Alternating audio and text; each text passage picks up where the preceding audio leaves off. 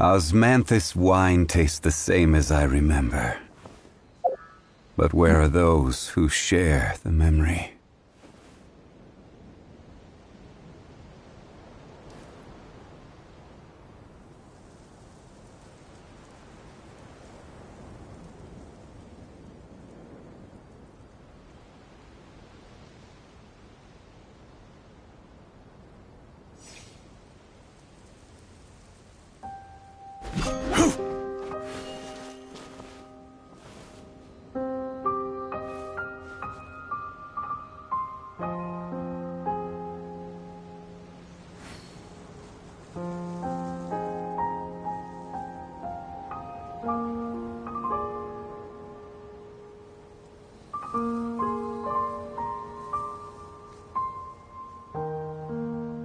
Where do you want to go next? If you'd like to see Liyue's tourist spots, I have a few references.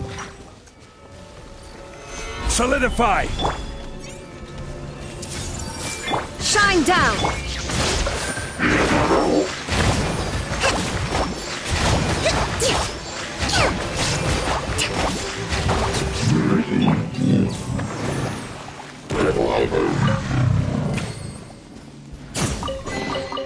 Certainly worth the extra mile.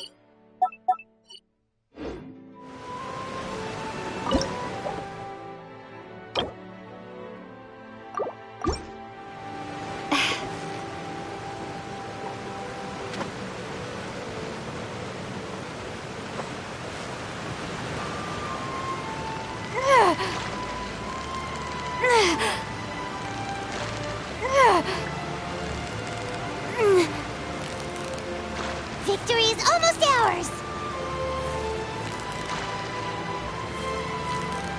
Whoa! Nice catch!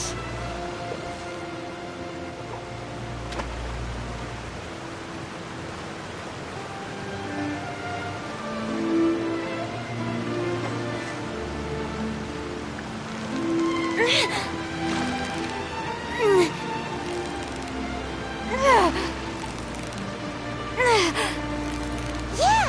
You nearly got him!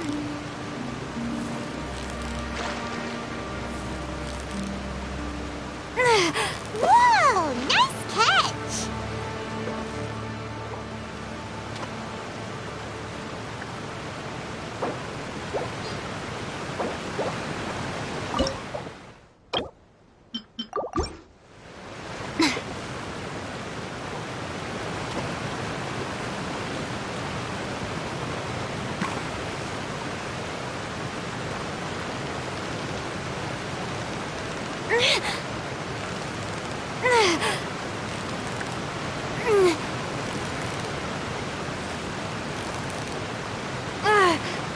Steady now! It's the final stretch!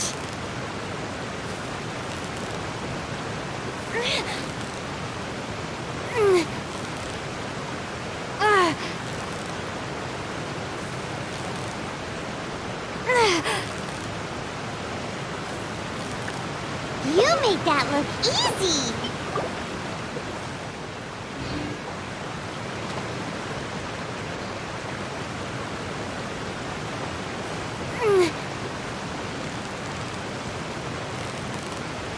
victory is almost ours! Whoa! Nice catch!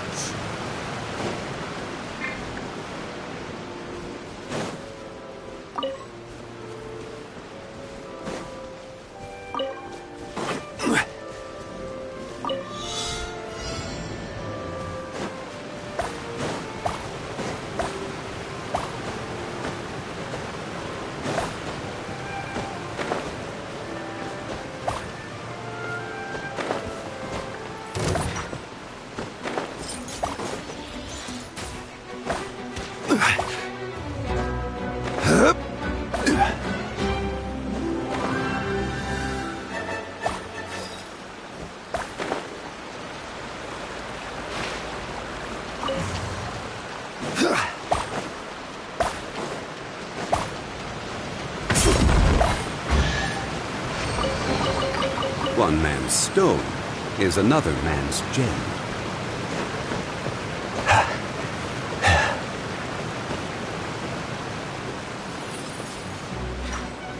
Gather!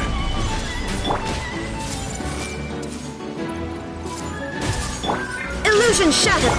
Rest and rebuild!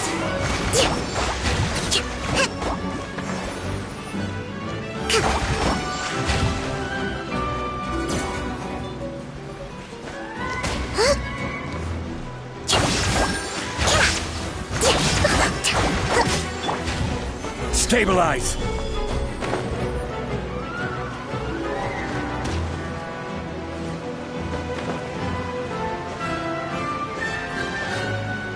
This may hurt a little. There is no escape!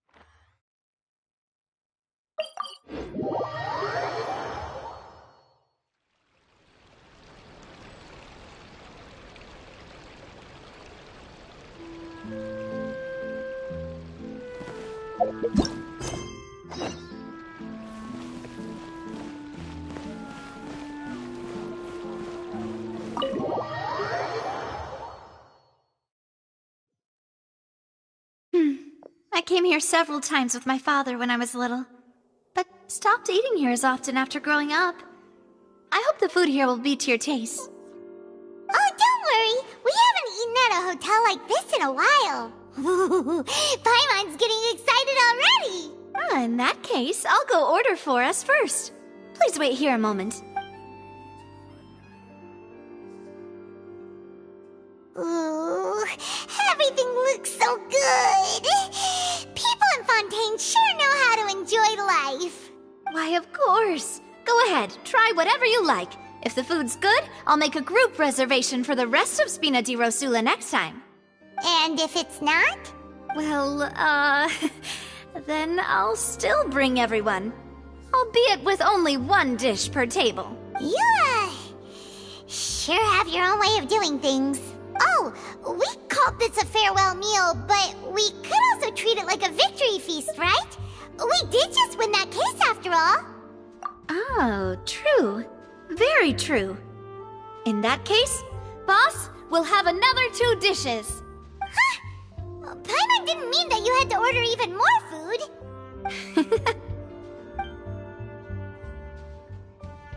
Speaking of cases, do you think that the mastermind behind the serial disappearances will get caught soon now that this has all happened? Well, we've certainly taken a big step forward, but I feel that's about it. We know that there's an organization that means to dissolve these young women, but we still don't know what they are really after. If it hadn't happened right in front of us, Paimon wouldn't have ever believed that a person could be dissolved like that. Right? Yet it was because this was such a preposterous notion that the investigation could never really move forward before. Ugh. If only that guy could have finished speaking! We were so close to hearing who was behind it. In such investigations, even the smallest step can seem like a yawning chasm if the trail of clues is cut off. To be honest, I don't have high hopes for any follow-up that the authorities might conduct. It's not that I don't have faith in their ability, it's just that a different perspective is required in some matters. It's easy to guard against and deceive a single narrow perspective. A shift in thinking is required at such times in order to produce a breakthrough, which is exactly why the Spina di Rosula exist. Those highfalutin folk are not all-knowing. That's why we exist, to seep into the cracks where filth falls through, where their watch fails them. That's the kind of problems we solve. Seems Paimon thought things were simpler than they actually are. It's all right. Well, this was supposed to be a farewell meal, so I doubt you have further interest in this business, right? Let's talk about something else. Like, what are your future plans?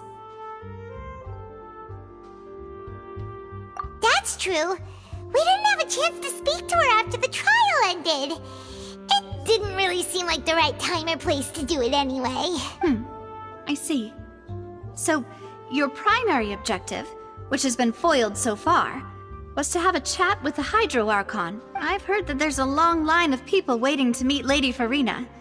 I suspect you'll be waiting for quite a while, considering that you missed your chance today. Yeah, we've heard that she's super popular here in Fontaine, and that it'll be tough getting any of her time. Well, would you consider some more, unique ways? Perhaps even methods of, let's say, questionable legality? Guess that's Spina di Rosula's boss for you. Chock full of sketchy ideas. Well, what did you have in mind? Well, one way would be to infiltrate a performance troupe at the Opera House, only to abandon your act at the play's climax and ask to speak to her after the performance. I'm sure Lady Farina would be eager to see the ending, and would agree in order to finish watching the play. Don't you think? Could you suggest something a little more practical? This plan seems pretty hard to pull off. We'd have to go learn how to act, and acting's really hard. All right, here's another. Find a way to conceal yourselves under her bed. Then wake her up in the dead of night and demand answers. Don't let her go back to sleep until she answers all your questions.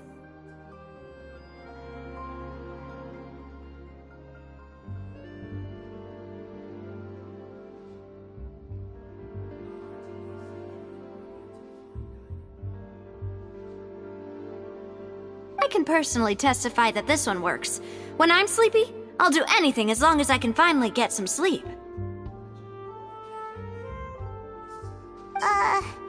That might work, but that's not really the problem. The problem is we don't want to get ourselves arrested.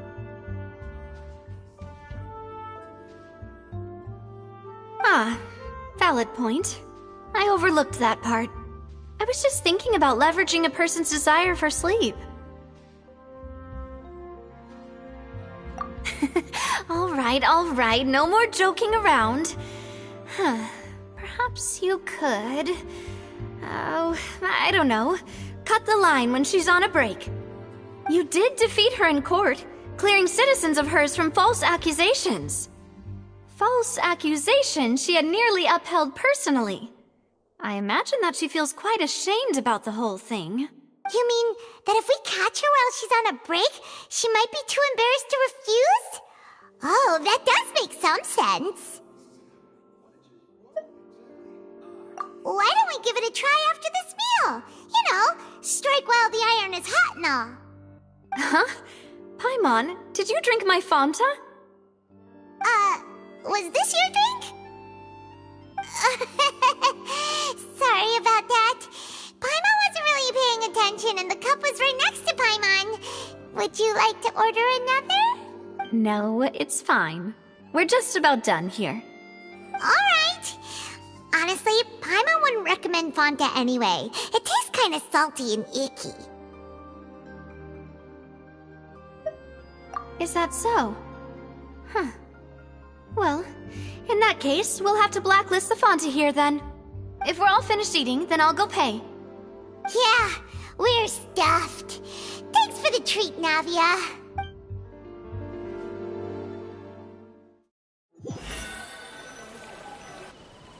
Oh, so full. Paimon can barely float anymore. Nah, that would be so... normal. You know, like you. Okay. As for expenses this month, we're left with... Hey, Navia! What are you doing over there? Oh, nothing. It was just a meal, you know? Nothing the Spina di Rosula can't cover.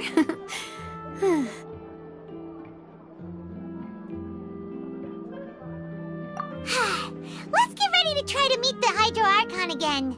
Bye, Navia! So this is goodbye, huh? Well, if you do encounter any other trouble in Fontaine, you're always welcome to contact the Spina di Rosula. I'll give your request the highest priority. In any case, I wish you smooth sailing. I'll see you again, partner. See ya!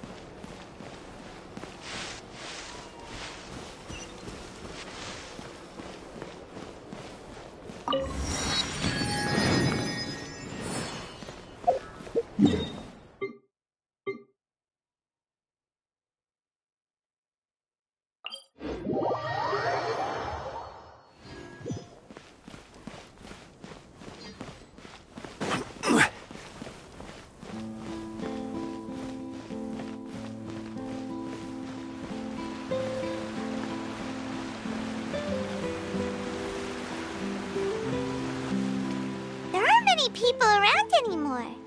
Looks like that boat we took to Araneas might have been the last one. Vache. Looks like we're back here again. Huh? Traveler? Are you hearing voices again? Ugh. That's kind of spooky. Are you sure we don't want to come back in the morning? Vache? Vache. Hey, why are you still walking towards it? There might be something nasty in the water. Huh? Hang on. Paimon can kind of hear a voice. It's calling for Vache, right? Hey, Traveler? Stop walking! Come on, wake up!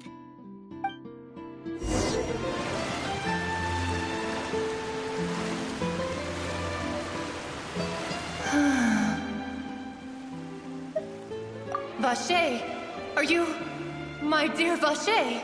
No, wait. You seem to be someone else. Do you know Vache? Do you know where my love is? Wait. Who am I?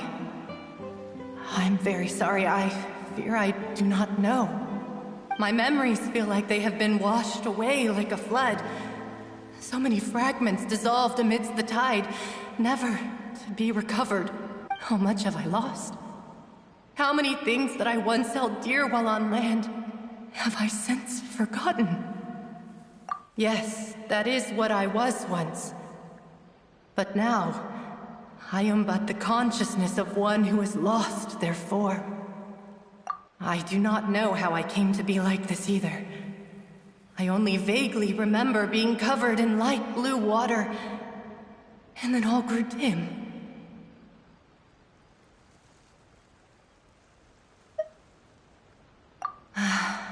I also remember going to many places. I loved adventure, loved exploring places of peril. No matter where I went, Vache would go with me. I knew how dearly he loved me, and I also loved him equally as much. But now, we can no longer go back. The pain of such parting, I never knew how heavy it could be. No, our reunion no longer has any meaning. There is no way for us to create any new memories. The thought of me gives him no succor. So let it lie forgotten beneath the waters. If you meet Vache, tell him not to look for me. Tell him to move on. That is the only thing I still remember. Perhaps that is so. As I was submerged in the waters, losing consciousness, I saw Vache above the surface. His eyes were filled with such sorrow, such longing. If only I could have comforted him, told him that I did not suffer. Indeed, I had felt a great warmth. Is that what you call it? Dissolving. If anything, I consider it a form of release. It was a state of neither fear nor frenzy, with only an endless peace, like the water's still surface. I could also liken it to being a thirsty person who drinks water for the first time, and only then sees how they have lived for so long in a world of endless want and anxiety. I think I hear your companion. It's time for you to go, I think. Farewell, then. I am glad that you were able to sense my presence. Remember, if you see Vache, tell him not to seek me out any longer.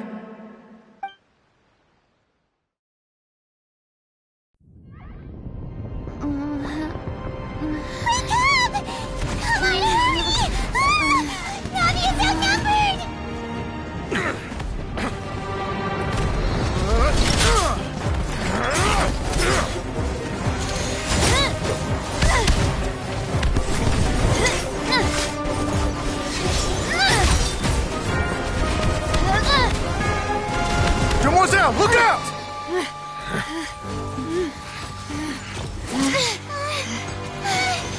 Dear God, it's a whole army of Gardamex.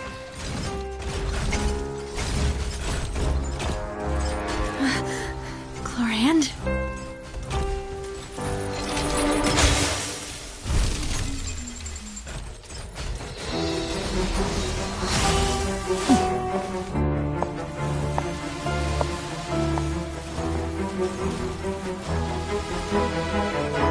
Quick, now's our chance!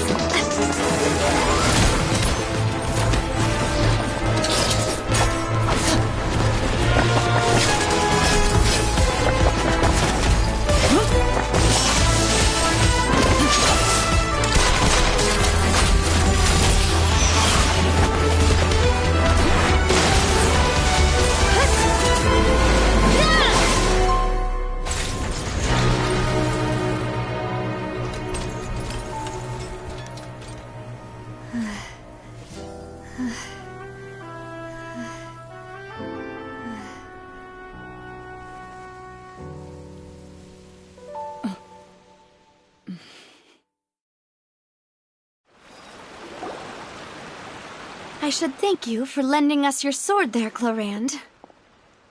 But before I do so, could you explain how you managed to show up here? I followed you. It seemed to me that danger has followed you more closely as of late. I believe that following someone without their knowledge is actually called stalking, is it not? Mr. Callus's last wish was for me to ensure your safety, and I will not betray his trust. He would do the same, were he alive today. Do not speak of my father! Sorry, demoiselle. I was not strong enough. Thank you for your aid, Miss Clorand, but do keep an eye out for your manner of speech. I believe we all wish to avoid unnecessary emotional harm. Sorry, I did not consider your feelings. Whatever. What else do you know? How did you come to the conclusion that I'd be in grave danger? I doubt I know much more than you, but I believe that the mastermind behind the serial disappearances is very powerful. Your performance tonight will almost certainly attract their attention. I'm sure they've known about me. To be honest, I'm shocked it's taken them this long to act against me. And what about these Gardamex?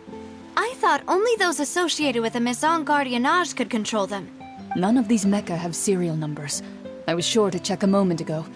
They are not the ones used by the authorities to enforce the law. I can only conclude that some powerful or wealthy party must have obtained them via illegal means, deploying them as a private force of sorts. What? Your point being that they're out of Spina di Rosula's league, then? Yes. Be careful, and do not act rashly. I will continue investigating no matter what. We will bring the truth to light. That's my father's true last wish. Regardless, thank you for your help today, Clorand. But if you get any ideas, tell me first. I don't much appreciate being followed. I do not think that they'll strike again anytime soon. So I shall stop following you. Good day, all.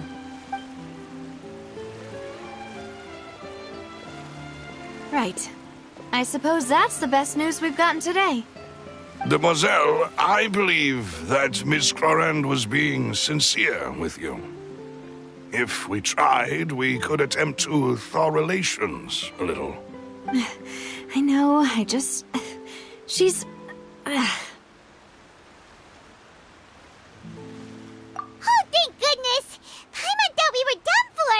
Those Gardamex came out of nowhere while you were unconscious, and Nadia and her gang saved us! Oh, and there was that champion duelist named Clorand who came out to save us too! We got lucky there. Paimon probably couldn't have fought them off otherwise. Oh, come now. Forget all that polite talk. That wasn't really a farewell meal we had back there. Not for me, anyway. In truth, I hope that every meal we have together shall be a victory feast. As such, we're still partners. There's no need to thank me.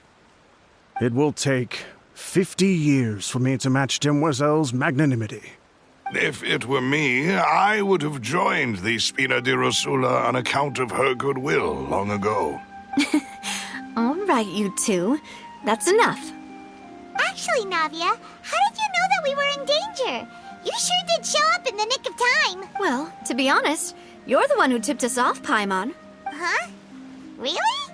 Paimon contributed somehow? Ooh, Paimon's even more amazing than she thought! Yes, all thanks to you grabbing my drink by mistake. How did that help? After we parted ways, I was on the way back to one of our bases when I suddenly thought of what you said. That the Fonta tasted kind of salty and icky. Fonta only comes in sweet flavors, so how could it have tasted salty? The color of the drink, if I recall, had also been a bit off. So the Fonta had been spiked with water from the primordial sea? Yes. So if you hadn't drunk that cup for me... Spina di Rosula is preparing the grandest of awards for you as we speak for saving the boss. Huh? Really? I sent people to Hotel de Boer to investigate, but whoever did this left no trace at all. That's when I figured out that you might be in danger and hurried here as quickly as I could. But why would they go after us too? All we did was defend Linny in court and help clear his name. Ugh, now we're caught up in this mess too, aren't we? Well, you did foil a plan that they were probably pretty proud of, and almost got their name in the process. Speaking of which, did anything strange happen when you drank the primordial seawater? Well, it can't be coincidence that the traveler fainted just now. She said that she heard that voice calling for Vache again. Oh, and this time Paimon heard it too. But it was real faint. Does this situation have to do with the primordial seawater then? Does that mean the primordial seawater raises someone's sensitivity to hydro when it's used on people who are not from Fontaine? That doesn't sound like too much of a bad thing, to be honest. New intel? While you were out cold? Well, let's hear it, shall we? Oh, that is important. Vache. That name doesn't ring a bell. I suppose he hasn't stepped forward as a witness in court lately.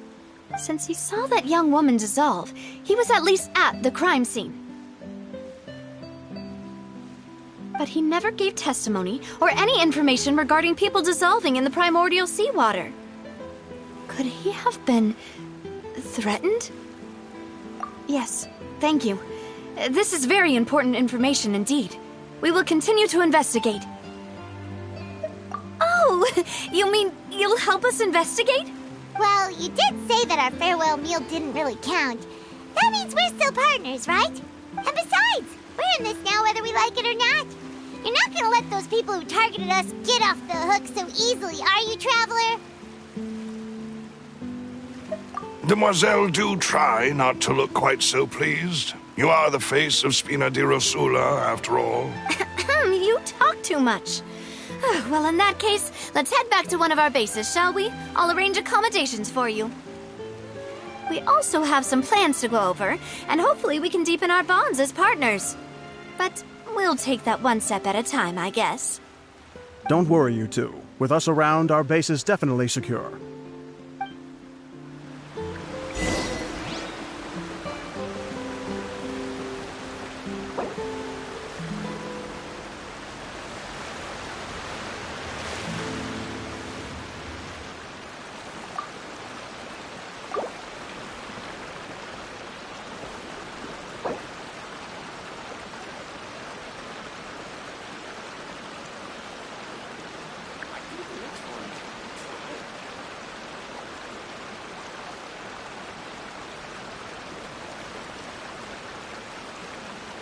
Osmanthus wine tastes the same as I remember.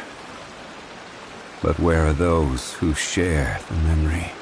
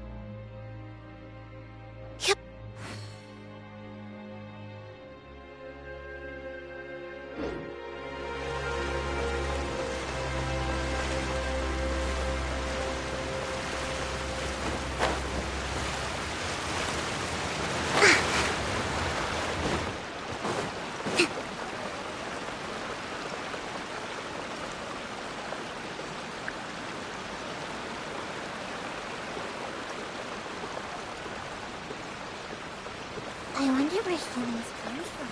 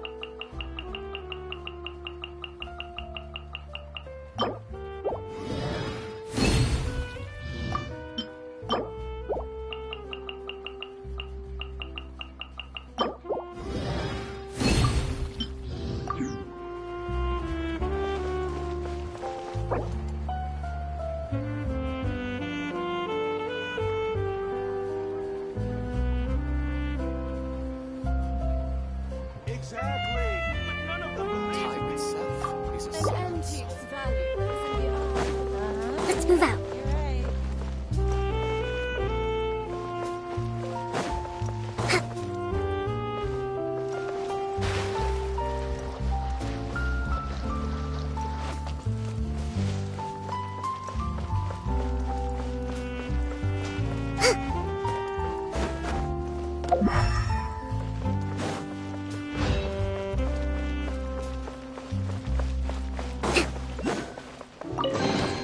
Provisions are vital.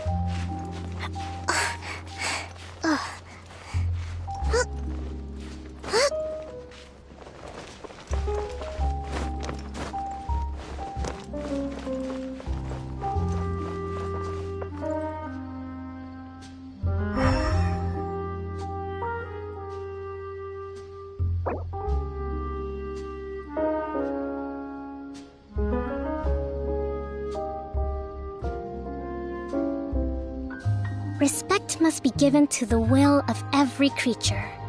Each fish in the ocean swims in its own direction.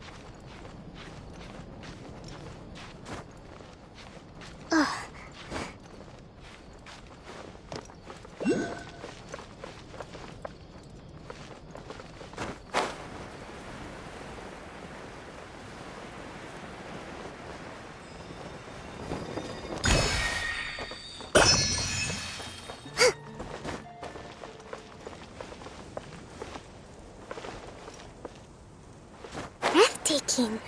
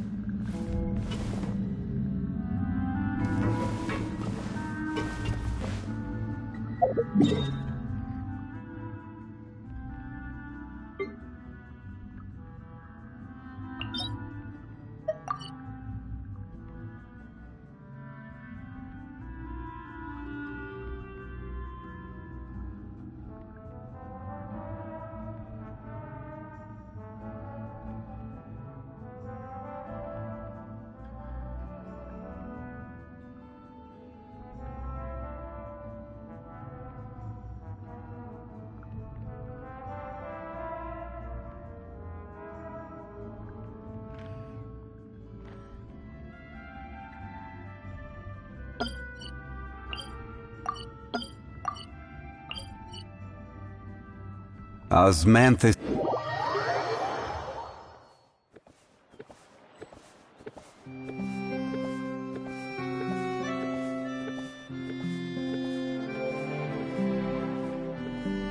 Every journey has its final day. Don't rush.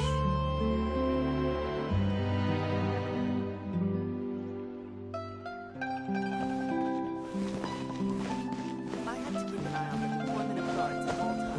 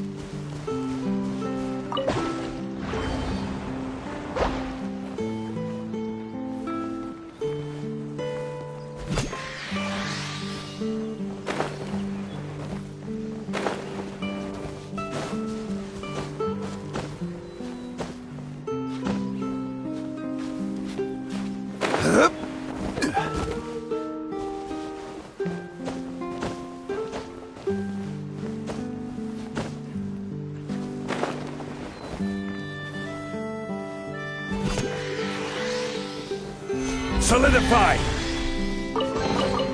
Unsolicited, and all the more valuable for it.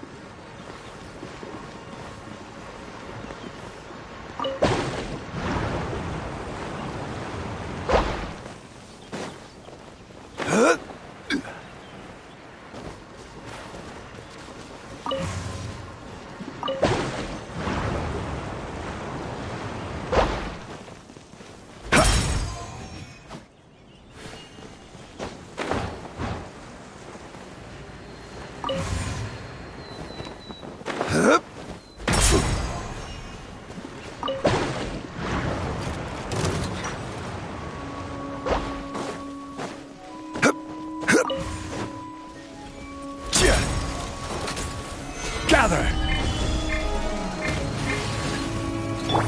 Allow me!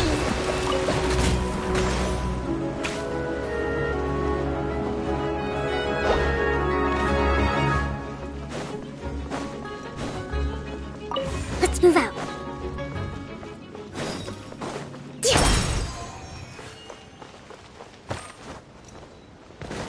Let's move out.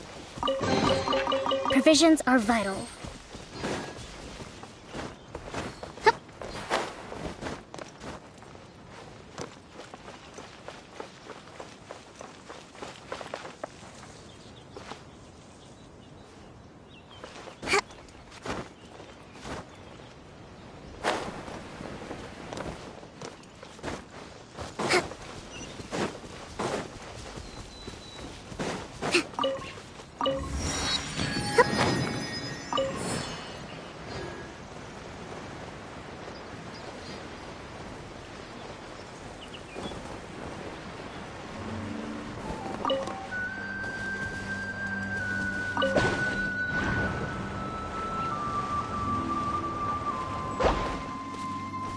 Let's move out.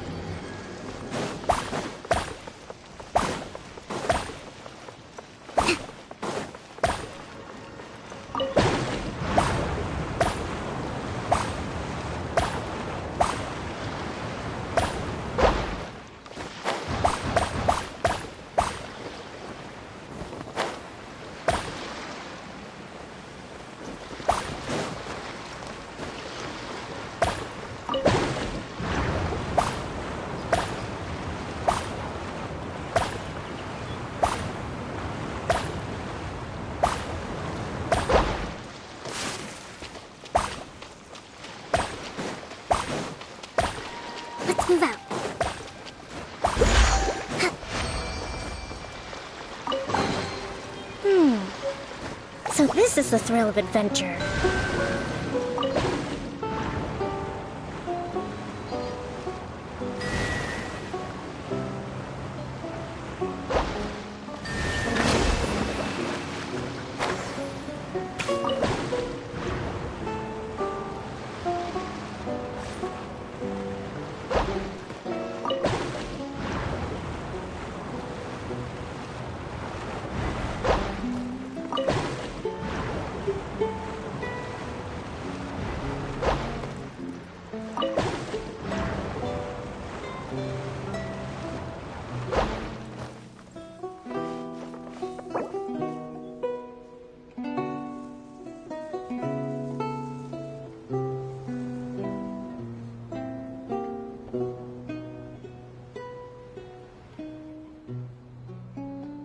To survive hardship, you must prepare for hardship.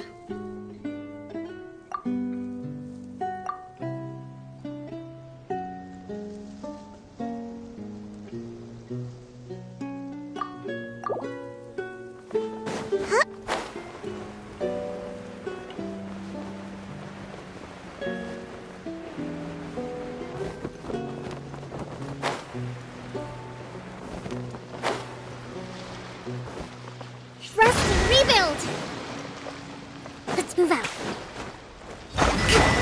Let's move out.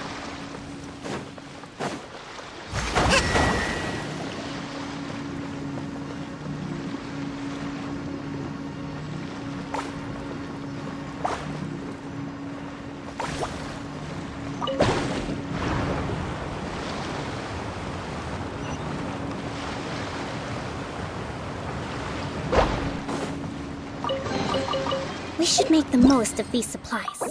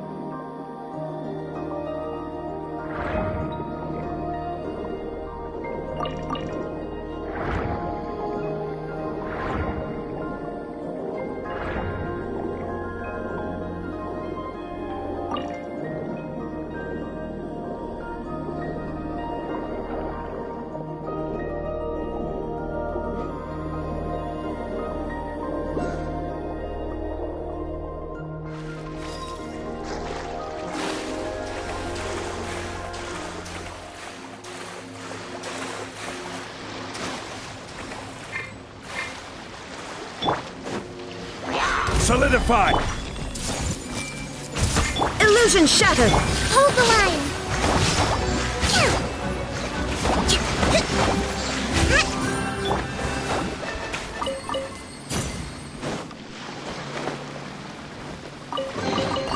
Certainly worth the extra mile. Quake!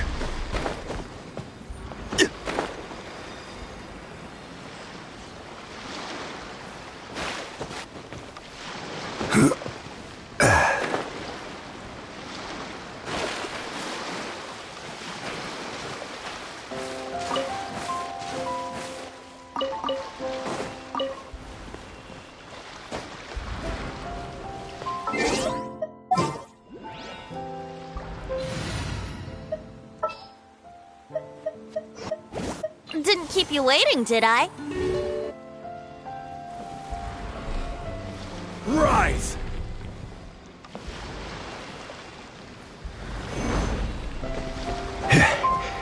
Let's play! Yahoo!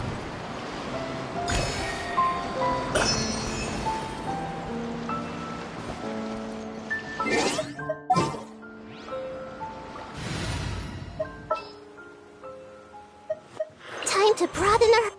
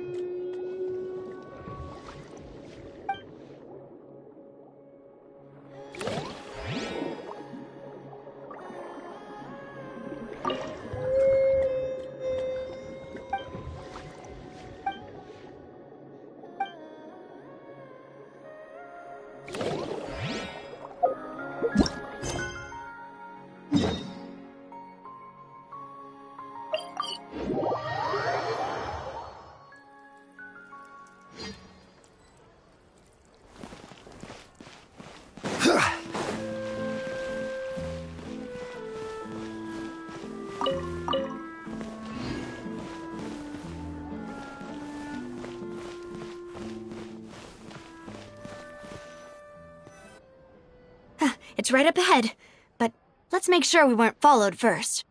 I've been keeping watch, Demoiselle. I haven't spotted anyone suspicious thus far. Huh, very good. But let's not let our guard down for now. I shall find rooms for our respected guests. Thank you, Malus. Now, let's continue, traveler.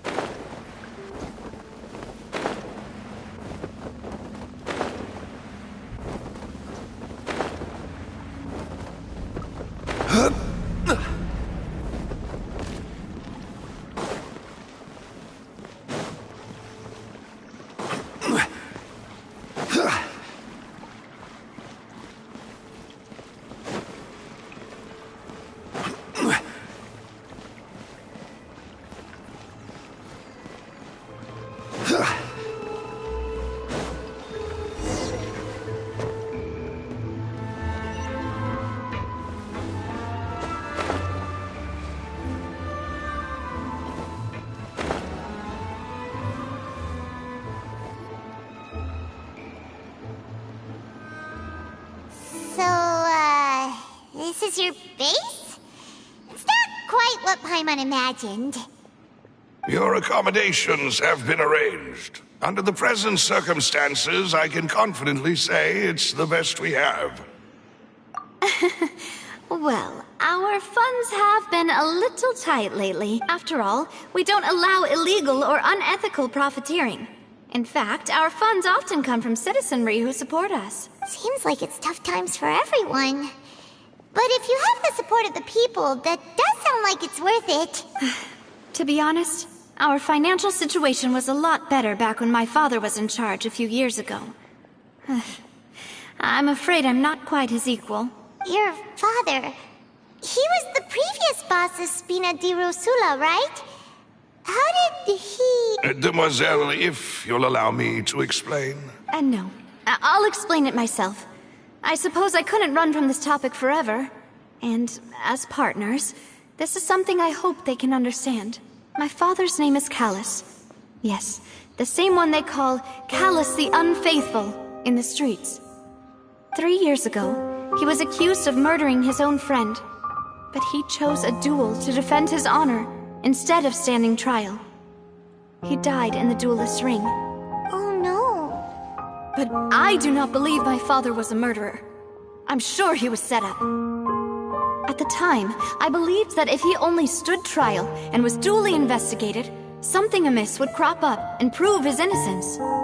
But strangely, he not only requested the duel himself, but rumor has it that even after being seriously injured, to the point where he could be deemed as having lost the duel, he refused to surrender, determined to die in the arena. 3 years later, I still don't understand why he did that. How could he protect his honor if he's dead? If anything, he gave up his chance to defend himself. The closest piece of info I have is that my father had been investigating the serial disappearances case at the time of his death. Ah, so that's why you're so determined to get to the bottom of that case.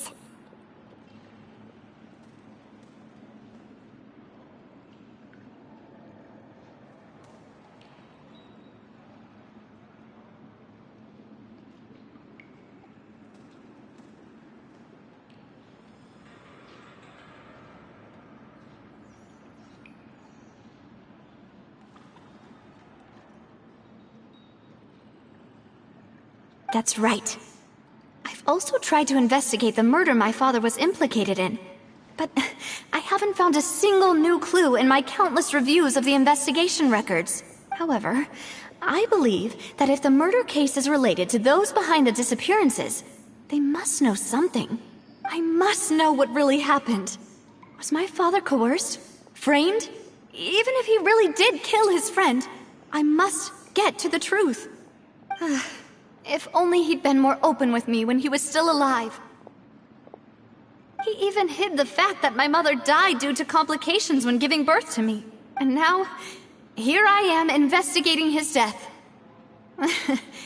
You really are a handful, aren't you, Papa? Demoiselle, please, if there is anything I can do, anything at all. I also will never believe that Master Callus murdered anyone. There are none whom I respect more than the two of you, Demoiselle. Master Callus did so much good in life, yet all it took was one murder case for him to be dubbed Callus the Unfaithful. Even our supporters decreased greatly due to that incident, hence our strained finances at present. Wait, if Callus was such a good man, wouldn't people at least be a little suspicious when he was accused? No. Perhaps people just revel in that kind of drama. It's not something exclusive to people from Fontaine, really. Everyone's like that. People love watching the evil turn over a new leaf, but they also enjoy watching good people fall into an abyss from one slip-up just as much. But how could... never mind. If Callus was really falsely accused, we have to find the truth. He didn't deserve to have that happen to him. There is one other thing. Master Callus's opponent in the duel was Ms. Clorand. Oh, her?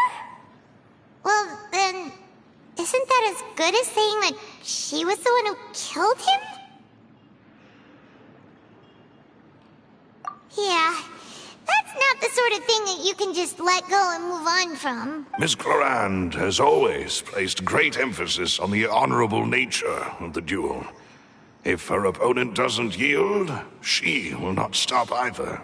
She knew Master Callus beforehand and greatly respected him, but seeing how he was resolute in the arena, there was only ever one choice she could have made. It's not that I don't understand her at all, but I just can't deal with this yet. Don't worry, Navia. Paimon knows how you feel. You don't have to force yourself to do that. Afterward, Ms. Clorand told us that at the start of the duel, Master Callus requested that she ensure Demoiselle Navia's safety. Yes, that is our understanding as well. Oh, Papa. What madness drove you to ask the person who killed you to take care of me? All right, anyway, that's the information I wanted to share with you. Even if it did sound like I was just complaining towards the end.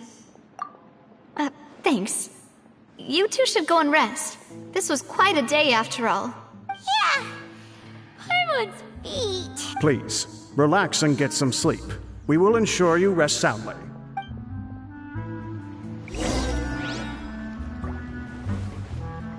Whether it be responsibility for Spina di Rosula or Master Callus's death, it all landed on Demoiselle's shoulders so suddenly. This won't do. I must become stronger.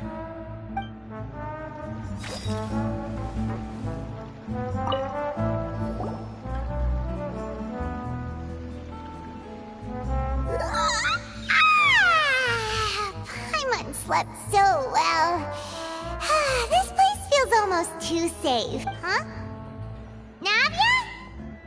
Where did the other two go? I sent them back to Poisson. It's Spina de Rosula's place of origin, and where we have our headquarters. There's not much for them to do here at the moment. Paimon gets the feeling that you're just trying to get them off your back. But never mind that. When did you get back? Were you waiting here the whole time? No, I just returned after going out for a while. I did some investigating yesterday regarding the name Vacher. Wait, so you didn't sleep at all? How could I after having such critical new evidence appear? Guess Paimon wasn't speaking for everyone just now, huh? Unfortunately, this name seems to have been wiped from existence. It doesn't seem to have a match anywhere. I suspect that those behind this have already taken steps to hinder an investigation from this angle. But that does prove that this Vacher person is a key witness in the incident. Does that mean we're too late, though? No. There is one ray of hope. One place in Fontaine that they would find almost impossible to threaten, no matter how much they wanted to. And that is the archives kept by Chief Justice Neuvillette. A place where detailed files on all the cases in recent years are kept. If the Oceanid you met is one of the young women who went missing recently, we should be able to find some related information there. So Neuvillette maintains an archive of case files? Whew. Guess that's the hard-working Chief Justice for you. In that case, let's go talk to him, shall we? Aren't you coming along, Navia? Did you get tired? No, it's nothing. Let's go see the Honorable Chief Justice.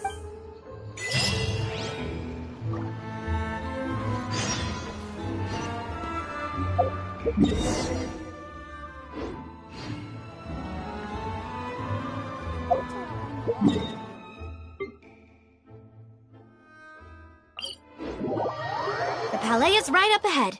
Come on.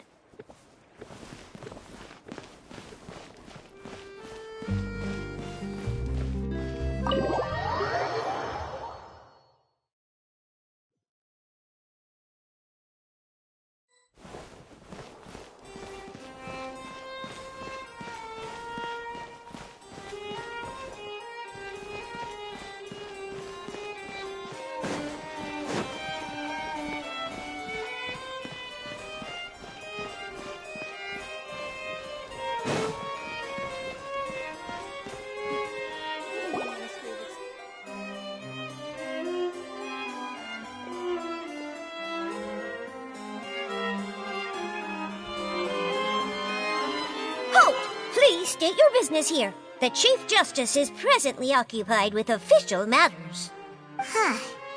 This place does look pretty heavily guarded. Guess that proves that Neuvillette's files are really secure. Hey, don't you recognize us? Huh? Who are you? Just to be clear, I don't care who you are or who you might be related to. Our rules make no exceptions. See? They've got great discipline, too. Yep. Paimon can tell. If you're here just to crack jokes, I can point you towards the exit. Unlike some, we're busy, so please leave if you don't have a reason to be here. No. What I meant to say is, shouldn't you remember us from a few days ago? We were at the trial of the great magician Linny. Oh, yes, I remember. I read about it in the Steambird. You must be Linny's attorneys. It's all coming back to me now. We're here today to report and archive some information on a follow-up case. Is that even a thing? Of course. Don't worry. We're here on official business. You can trust us. All right then, I'll let you through. The Chief Justice is just inside. Thanks so much.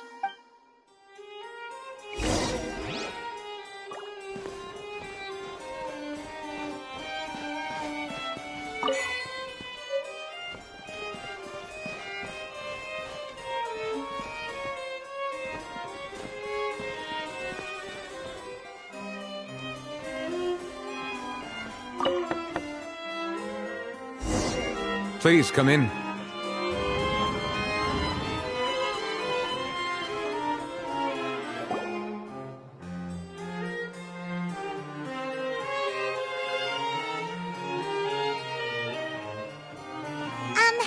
Sorry to barge in, Monsieur Neuvillette. We only lied to get in because we didn't know any other way. It's all right. Please let me know how I may be of assistance to you. So you're not mad at us? We're looking for a man called Vacher. He may have been an eyewitness in the serial disappearances case. If we can find him, we may be able to unearth some key information on the case. I see. In that case, please wait here a moment while I browse through the files.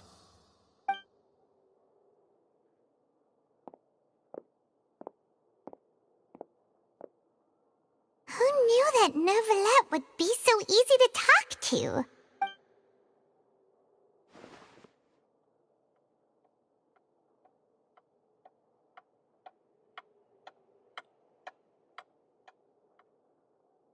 Unfortunately, I'm quite certain that no one by the name of Vacher has been involved in any case, criminal or civil, in the past several years.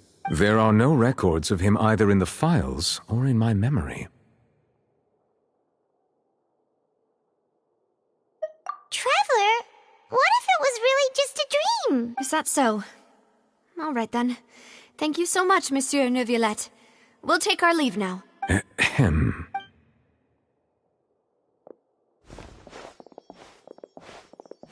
Miss Navia, I can understand how you feel. Your father, Callus, was a truly exceptional man. We deeply regret his passing. And what are you trying to say, Monsieur Neuvillette? Are you trying to console me? Extend your sympathy? Or just express some tendril of regret? No. You are not trying to do any of that. I can hear it in your voice. There's no emotion behind your words. You only said those things because you felt like you should.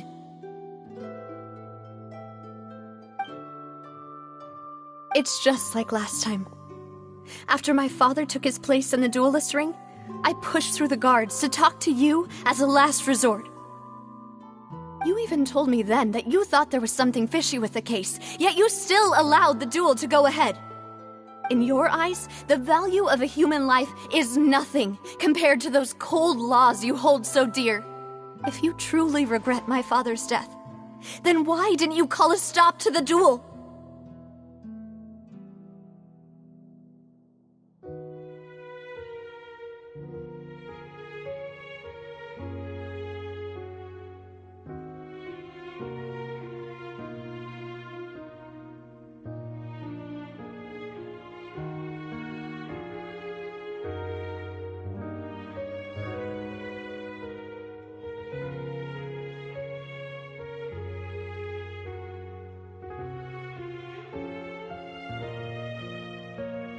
Why didn't you give me the power to stop him from throwing his life away?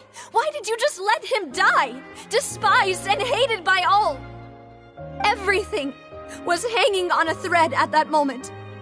Just the tiniest effort could have changed everything. There are still so many things I never got to tell him. So many questions he still owes me answers to. If you really have no heart, then just look me in the eyes. I, Navia, will show you the true meaning of regret. I'm sorry, Miss Navia. You and my father are truly alike. You keep all kinds of things in your heart and never say a word to anyone. It's not so much that you can't feel, but that you would never express anything. Oh well. In any case, everyone already knows full well the apathy of the Chief Justice. My apologies for taking my emotions out on you, Monsieur Chief Justice. Let's go, Traveler and Paimon.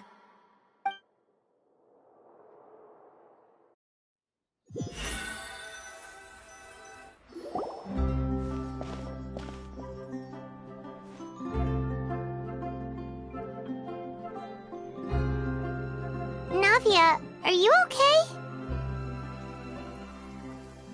I'm fine. Rain. It's raining. You're right. Wasn't it still sunny when we went into the building?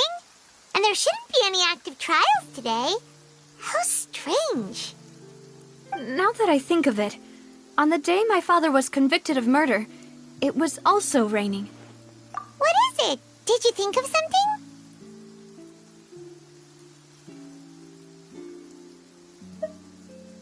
Yeah, he was outside. It was uncovered and the rain could fall there. Why? Do you think the rain could have affected the crime scene? That thought has occurred to us before. We've even expanded the search area to try to account for that, but didn't find anything of value. Oh? Wait. You don't mean... So you're saying that the true murderer could have been turned into water? And then got washed away with the rain? Yeah. And if that's what had happened, then no one would have believed your dad, even if he explained what he saw to the authorities. I really think I found a true genius for a partner. You're completely right. How did I not connect the dots earlier? All right, let's go to Poisson. With this new lead in mind, we'll get to the bottom of my father's case for sure. Yeah, we're gonna make progress for sure this time. Do you want to go with me now? Or do you want to head over by yourself later? Great, let's go then.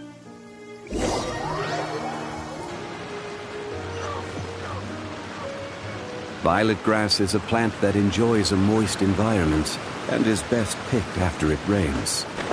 If you should choose to pick any, be sure to store them appropriately.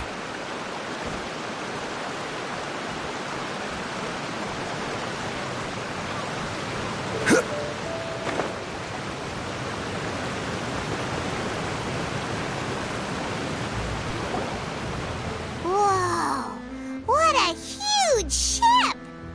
Why would a ship be anchored at a place like this? There's no need to be so surprised. While it may look like a ship, it's actually Spina di Rosula's headquarters. My father was the one who asked for it to be built like this. Perhaps our taste in exterior design is the only thing we occasionally had in common. A gigantic and glamorous ship embodies discovery, opportunity, ambition, and conquest. It symbolizes Spina di Rosula's bright and limitless future. And Paimon thought you were bluffing when you said Spina di Rosula had a glorious past. Paimon was confused why a group with such a history would live in the sewers. But now that Paimon has seen this ship for herself, she's been convinced. Well, Poisson is where Spina di Rosula began, after all. It's our main base, our home.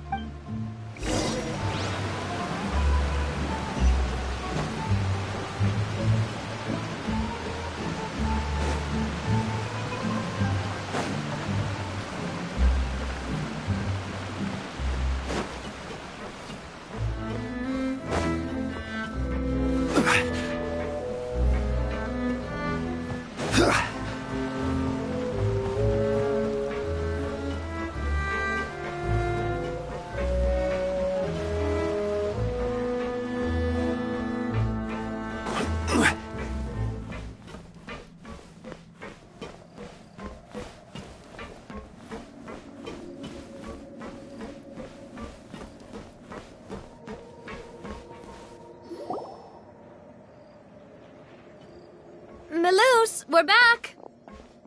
Apologies for the wait, demoiselle, and our most important partners. You said before that you still had some business at the court. What brings you back to Poisson so quickly? About that. It's because my partner here reminded me of something really important. You see, what if my father's case had something to do with water from the primordial sea? You still remember, right, Melus? On that night, it was raining? Yes, the case was quite similar to that of Mr. Linney's. Both were what you'd call impossible murders. Could you tell us a bit more about what happened before? Yeah, of course. Many years ago, something called synth began to gain popularity in Poisson. At a glance, it was a kind of drink that could excite your mood and produce many pleasant hallucinations. Wait! Didn't that guard guy who turned into water also mention that the primordial water could be used to produce some kind of potion? Yes, he did. Considering what we know now, it's almost certain that synth is created using water from the primordial sea. If you drink synth for an extended amount of time, you'll suffer many side effects, such as losing the ability to focus or control your emotions. And if you were to stop drinking it completely, you'll experience flashes of paranoia and anxiety, while lacking energy to do anything. It's an extremely dangerous substance. As he oversaw Poisson, my father was compelled to put a stop to synth abuse, and called for a complete ban of it. Boss's uncompromising attitude incurred the synth vendor's wrath, but no matter how much they threatened or bribed him, he refused to yield. Not only that, Boss became determined to find the mastermind behind the synth operation, and put an end to the problem once and for all. Yes, but the enemy was very cunning. So he could never get anything out of the dealers, all of whom only sold the stuff and weren't privy to the rest of the operation.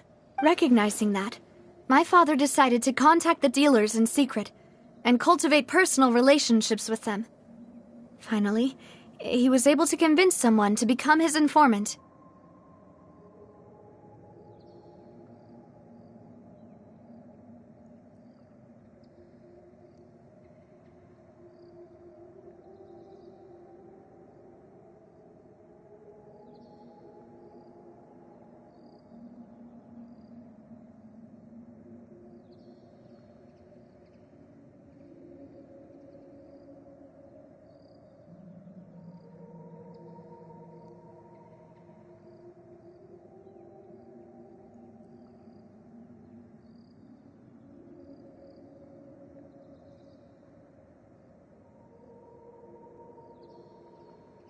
The man's name was Jacques. He felt greatly ashamed about his work after seeing many families destroyed by synth abuse. That night, my father hosted a banquet at his countryside estate. He planned to meet up and exchange information with Jacques over some food. But then, we heard 2 gunshots from the courtyard. We raced to the scene and found my father, still holding a gun, and Jacques, who was already dead on the ground. Huh? How did that happen? Aren't they? Sounds just like Lenny's case, doesn't it? In both cases, the culprit seemed obvious, but neither appeared to have any motive at all. Looking back on it, though, I now believe the most important clue was something we all overlooked at the time. There were pieces of clothing left at the scene. Precisely. It's all thanks to you that I made the connection now. Back then, we all just thought they were some costumes that Jacques used to disguise himself at the banquet. But, considering it now, it's almost certain that they belong to a third person at the scene. With one extra person, we'll also need to reconsider why the 2 shots were fired.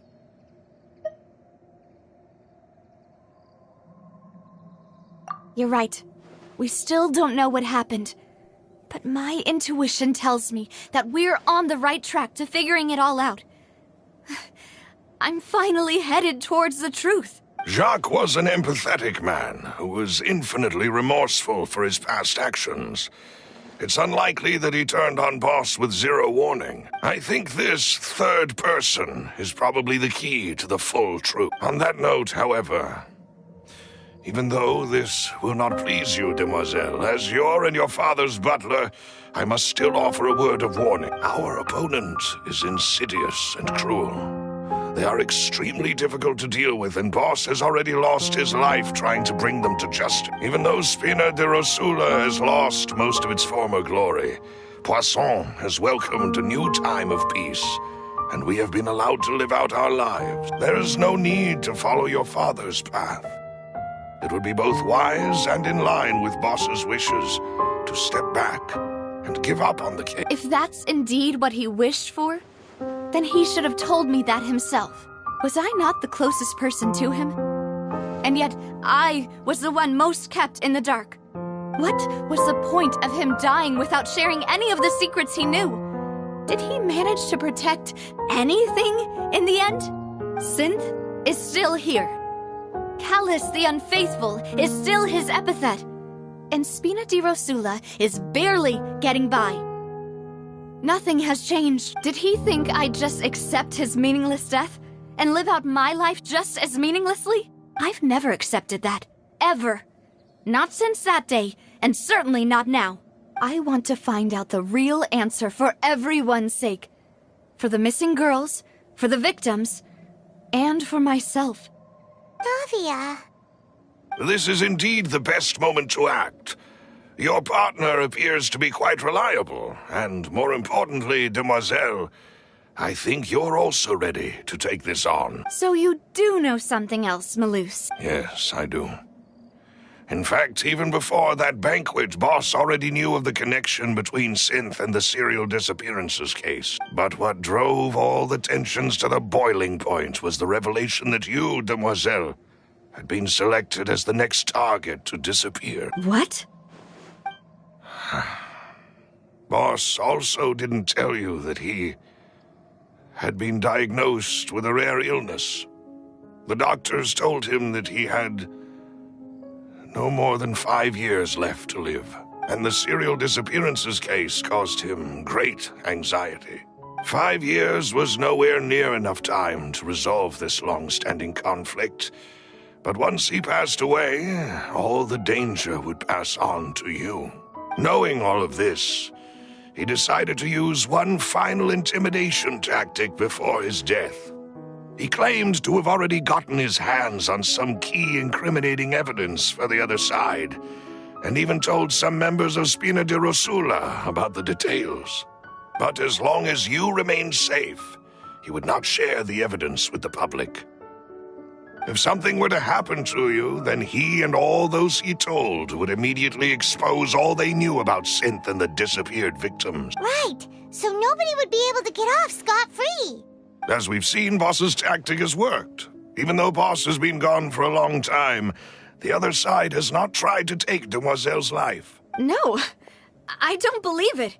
He never appeared to look sick to me. No father wants their daughter to see them weak and haggard, especially someone as proud as Boss.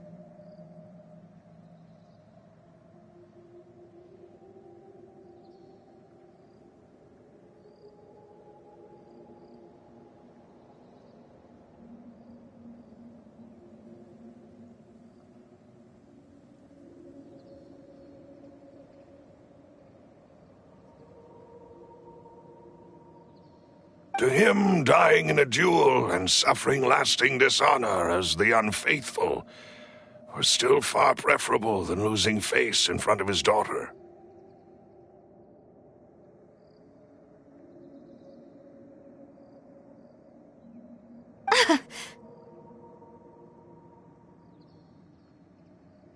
So he chose to die in silence, so that he could protect me.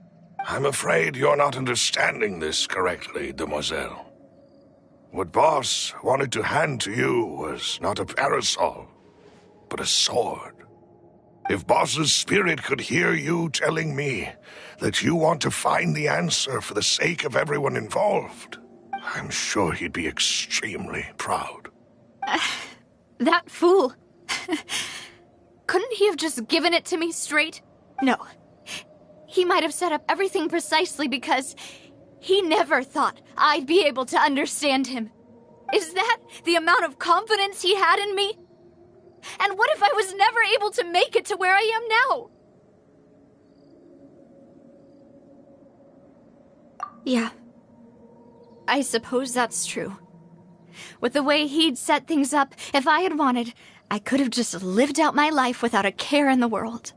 But thankfully, he rarely talked to me about complex matters, and thus understood little of me as a person. In this case, he really didn't need to give me an easy way out. Malus, what was the key evidence that he shared with you? It's the location where synth is produced. Essentially, it's the enemy's headquarters. When he was threatening the enemy, Boss didn't share the specifics of the incriminating evidence he found. But if you want to use it against the enemy, you'll still have to take several things into consideration. Why? If we know where the place is, can't we just go storming in? You mustn't forget that we're fighting against a mysterious and dangerous organization that's been in operation for decades. There's no telling what might be lying in wait at their headquarters. We also have no idea what kind of evidence we may be able to find inside, nor what people we may be able to capture. But a single visit to their headquarters would be tantamount to a formal declaration of war. The worst case would be that we leave empty-handed, but also open ourselves up to full retaliation. Then, in that case, why not work with the Fontaine Well, you saw one of them dissolve during Mr. Linney's case. We have no idea just how thoroughly they may have been infiltrated. Huh. That's true. Seems my father really had no choice. But things are different now. It should be a lot easier to prove the other side's guilt, now that we've connected Synth with the disappearances case. You sound like you've put a lot of thought into this, Malus. I am the butler, after all. I live but to serve the boss and Demoiselle's will. I've always been willing to take on any kind of risk for your sake. But considering my relative lack of ability, I've spent my time keeping secrets, performing basic investigations, and waiting for the right time to come. Thank you for all of that, Malus. Have you discovered anything new in the past few years? Let me think. One conclusion I came to was that the enemy must be quite familiar with Spina di Rosula, or at least have an informant planted here. When I announced orders to the organization's members on Demoiselle's behalf, I used to deliberately keep a few people in the dark and observe the reactions of the synth vendors. If the vendors didn't change their plans, then the individuals informed of our orders must be innocent. If the vendors packed up and fled, however, then someone must have given them the news. After several rounds of testing and investigative tracing, I've narrowed the suspect list down to 3 people. The first is Florent, Spina di Rosula's senior advisor. Huh? Florent? Yes, surprising, isn't it? He was one of the people Boss trusted the most, which also means that he was someone who understood Boss really well. Thanks to his position within Boss's innermost circle, he always knew our upcoming plans and could thus avoid capture this whole time.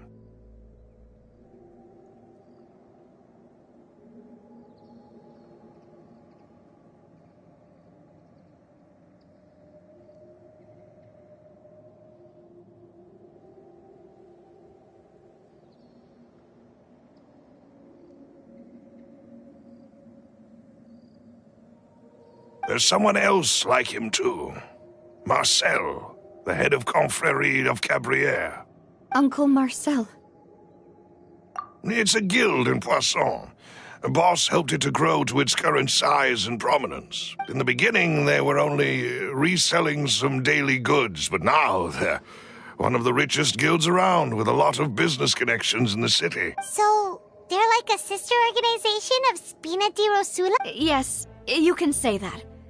When we were fighting against the synth dealers, they provided us with plenty of support. It's a bit difficult to imagine someone using their own money to hunt down themselves. The final suspect is Thierry, the man responsible for coordinating information between Spina di Rosula and the guards. Although the guards mostly leave us to our own devices, there are still many activities we have to report to the local authority. Since Thierry is always in the know about our current activities, he could theoretically always plan one step ahead. I see.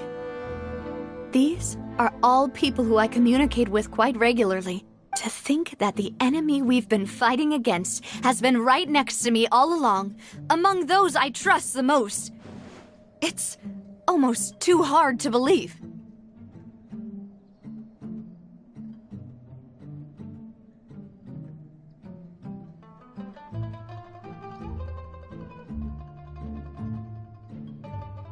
If you want to investigate them, please take every precaution to not alert the quarry. Judging from our experience, the enemy is extremely cautious. Of course. And thank you, Malus. You've provided us with a lot of great information. You're too kind, my lady. I'm just doing my duty. And before I forget, proving Boss's innocence would also mean clearing him of blame in Jacques' death. After that incident, Jacques' wife and daughter were taken into the Spina's care. They still live in Poisson today. If it might help, you could also pay them a visit. I can make the necessary arrangements.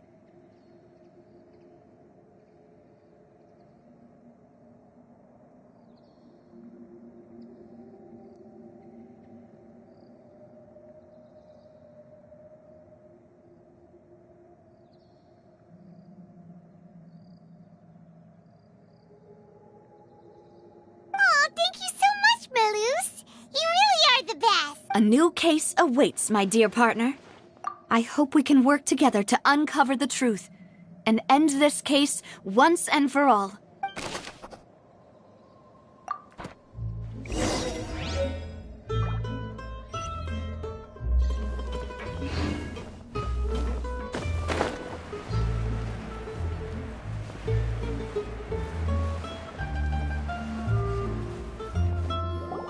It is settled, then.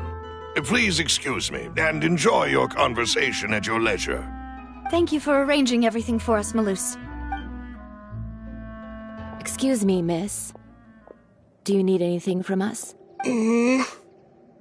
Hey, Navia's all quiet. This isn't like her at all. I'm sorry that I only came to visit after all this time. After what happened, I didn't know how I was supposed to face the two of you. Ah, if it's about that, there's no need to apologize. After my husband died, Spina di Rosula sent us a lot of mora and support. I understood your guilt and apology to be genuine. But aren't all of those things nothing compared to the loss of Jacques? I can understand the kind of pain that comes with losing a father so needlessly. You don't understand at all. I didn't know how to face you, because I didn't know what I could possibly bring as a consolation gift. I know only the full truth could bring closure to you. And to all of us. I'm sorry. I appreciate the sentiment, but you don't have to carry all that guilt. On the matter regarding my husband, my daughter and I have more or less found our answer already. Would you mind sharing it with me? I really can't believe that my father could ever bring himself to shoot Jacques. I always knew that my husband's money was earned through others' suffering. He told me countless times that if he could turn back the clock, he would never go into the synth business again. He had many regrets, and felt that he took the idea of providing for his family too literally. For the longest time, he thought Mora was everything. So when Mr. Callis came to him with a proposal, he accepted it almost immediately. He tried to be as careful as he could, but even so, he was still found out by the higher-ups. They found out about his betrayal? Papa didn't say that exactly, but Papa did tell me that I should never be ungrateful. Before he left that day, he told me that he had no choice. It was only later that I realized it was his final farewell to the two of us. I don't know that for sure, but you could say that's the conclusion I eventually came to. Which is why I'm the one who should feel guilty. Callis had always taken great care of us, both when he was still alive and after he passed away. Even if he fired the shot that killed my husband, it was likely in self-defense. It is impossible for me to hate him for what he had done. But Mama, why is Papa still the bad guy if he did the right thing? Papa always wanted to be a good man, so why did he have to do a bad thing in the end? Well, things aren't always as they seem. You still feel like your papa was a good man, right? Yeah, Papa was a really good man. The best in the whole world. Then you should hold on to that. If a good man had to do a bad thing, then he must have had his reasons. Regardless of whether he left you a parasol or a sword, he must have done so to give you a better life. Oh. Thank you for everything you've told me. I will definitely find the truth. The current state of things is not something I'm willing to just sit back and accept. Thank you. I'm very grateful to hear this from you. Even though your personality is quite different from your father's, your determination when you speak is really similar. You really think so? That's the first time anyone said that to me.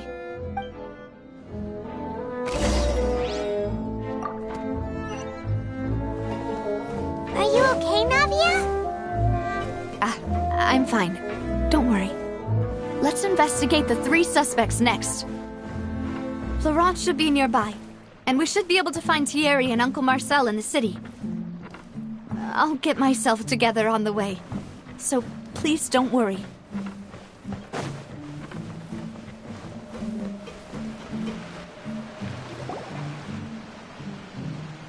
Greetings, boss.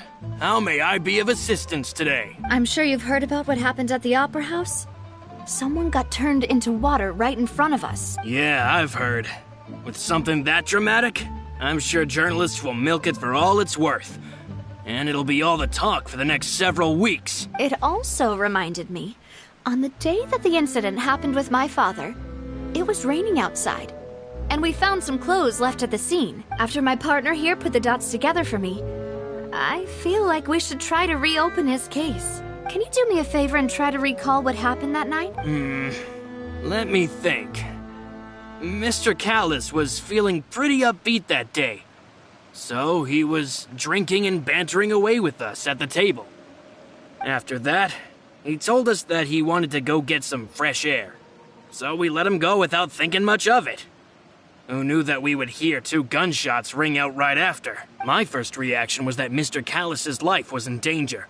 So I grabbed my holster and made a mad dash toward the scene. But when I got there, it was already too late. Mr. Callus was standing over a dead body with a gun in his hands. All we could do was look back and forth at each other, not knowing what to say. So you also remember 2 gunshots then? Indeed. The guard said that the first shot didn't hit anyone, while the second killed Jacques. But I've never really bought that explanation. Reason being, Mr. Callus had left his gun on the table. I even made sure to confirm that before running to the scene. But according to the guards, that doesn't mean he couldn't have had other guns on his person. About the clothes left at the scene that you mentioned, do you think there was a third person there who was turned into water? At least from our perspective, my father had no reason to kill. So he would also have no reason to bring an extra gun with him. The gun he was holding probably belonged to Jacques, or a third person on the scene. Yeah, that makes a lot of sense. So you're saying Mr. Callus ended up with the gun because he seized it from one of the other guys?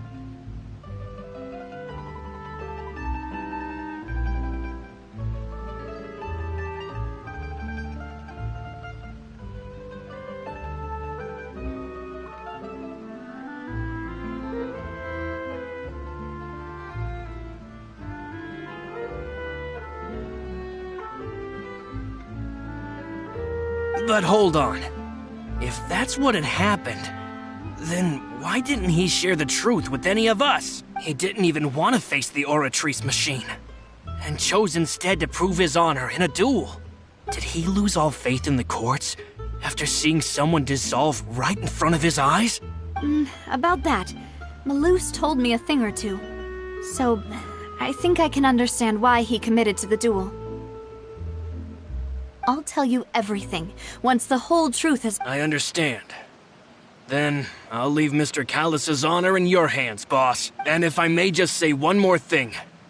The whole Callus the Unfaithful epithet has been a thorn in my side since the day it was invented.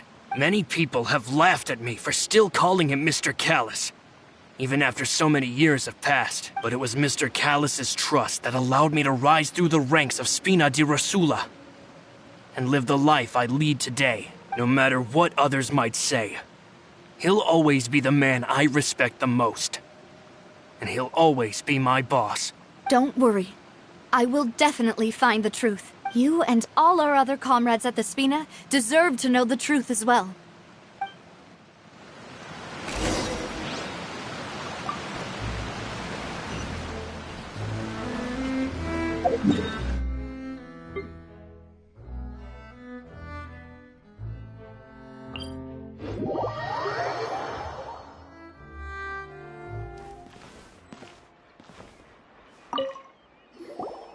Hey, Thierry!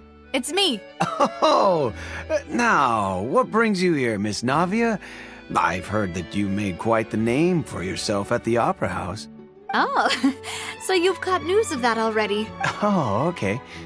Hey, I'm also a member of the Guards, you know. The way you make it sound, people would think I was sent off to Poisson because I had done something wrong. Are you sure there isn't a little bit of truth in that? Under normal circumstances, shouldn't you have been called back to the city already? I mean, where I work is really up to me. Let's just say I enjoy the ambiance of Poisson.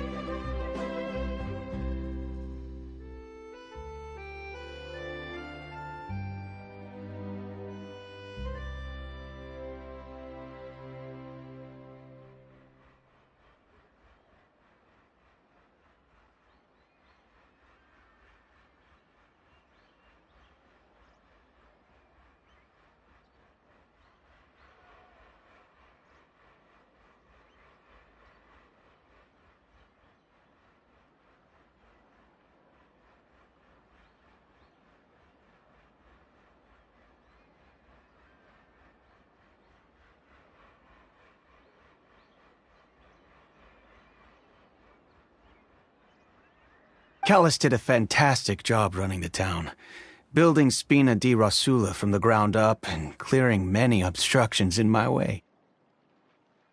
It would be next to impossible for me to find a similarly easy but high-paying job in the city. Anyway, enough chit-chat. Are these two friends of yours? You, here for some formal business? Yes. These two are my partners.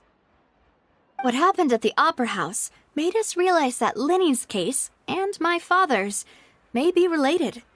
We're trying to reinvestigate the details of my father's old case. Ah, I get it.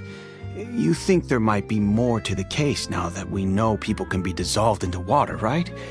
I was also flabbergasted when I first heard of it. If you want to go through the original files from your father's case, I can help you look for them. That'd be much appreciated. Thank you. Actually, I have another question. Do you have the authority to dispatch Gardamex? Of course. Without them, I couldn't possibly handle Poisson on my own. Why do you ask? We definitely can't use them to forcefully get more evidence for your father's case. Well, you see, just recently, we were attacked by a horde of unnumbered Gardamex in the city. So, if you hypothetically wanted to do something against me, all you would need to do is get rid of the mecha serial numbers and send them after me. Then you think too highly of my abilities. Dispatching mecha is very different from controlling them. If I had to make an analogy, when you order a dish, the chef will make it for you. You can ask the chef to cook, but not to massage your shoulders or carry your baggage. If you try to make unreasonable demands, the chef would just think you're out of your mind and ignore you completely. The same goes for me and my Gardamex. Removing a serial number is also not as easy as you might think. There are a lot of complex steps to it, and it's almost impossible to keep it a secret. So I can promise you, those mecha were definitely private units. They're certainly not cheap. So, whoever their owner is must be super rich, powerful, or both. Now that you mention it, though, being in the synth business would definitely be profitable enough to afford this. Oh, then you're officially in the clear, Thierry. Oh, well, thank you for the vote of confidence, Navia. Jokes aside, I'd like to wish you all the best with your investigation. I'll be staying in the city for a little while, so just come find me if you need any support from the guards.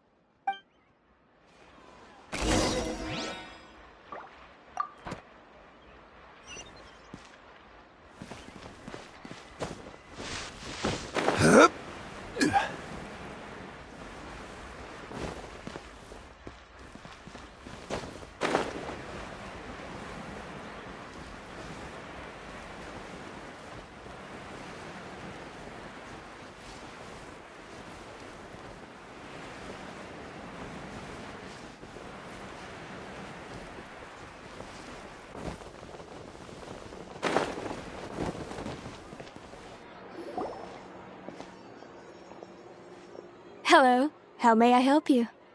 I'm here to see Marcel. Could you please let him know?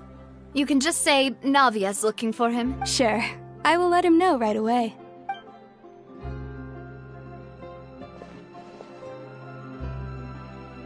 Navia, hello. Sorry to keep you waiting. I'm not as young as I used to be, so my legs are giving out a bit. Oh, it's all right, Uncle Marcel. There's no need to stress. I just wanted to talk to you briefly about what happened in the Opera House. I'm sure you saw everything too, right? Yes, I've never seen anything so strange. Oh, you were at the Opera House too? That's right. I went there with Navia to see the magic show. Who knew it would turn into a whole murder mystery? I also witnessed your marvelous sleuthing work. Quite impressive. To beat the Hydro Archon at her own game on her own turf, I can already imagine everyone in Fontaine discussing your exploits over a few glasses of wine. Oh, Paimon doesn't want to become the talk of drunkards. Apologies. It's just how Fontaine is as a nation. Everyone loves drama and theatrics. Uncle Marcel, you've also noticed that other thing, right? The fact that humans can dissolve in water? Yes, I was reminded of your father's case right away. Is that what you're investigating now? Exactly. I still don't have much solid proof, but I can sense that the other side has already begun to act. Oh, and what makes you say that? We were attacked on Araneus by some unnumbered Gardamex. And there was also an attempt to get me to drink water from the primordial sea. If not for the vigilance of my partner, I probably wouldn't even be here talking to you right now. Oh, you're giving us too much credit. Wasn't it you who protected us? Alas, it seems things are heating up again. The peace that Callus sought so dearly will soon become a thing of the past. But rest assured, Navia, Poisson will always remain a safe haven for you. If you're scared, you can always return there. If anyone dares to lay their hands on you there, the Confrérie of Cabrières will use its funds to the last Mora to bring them to justice. Thank you, Uncle Marcel. But I don't intend to go into hiding. I'm going to strike while the iron's hot. Do you have any new thoughts on my father's case? About that. Sorry, my age is catching up with me, so it'll take me a while to recall my memory. The Confrérie was responsible for that banquet, so I was out and about the whole time making sure things were running smoothly. I didn't even have the time to drink with the guests. Then I heard the sound of a gunshot, and the rest was history. Oh, it's okay. No need to push yourself. We'll ask around some more, see if there are any valuable clues elsewhere. Sounds good. Just let me know if you ever need Mora. All my wealth comes from Callus's patronage and support. I'll spend however much it takes to clear his name.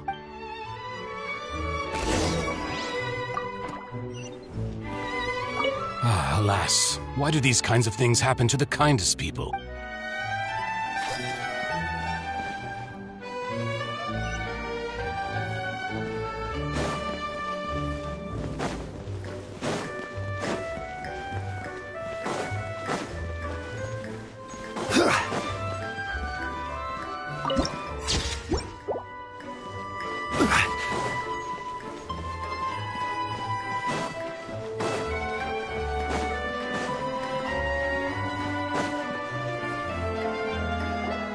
We've talked to all three suspects, purely based on their conversations with me. None of them sounded particularly suspicious. I suppose that's to be expected, though.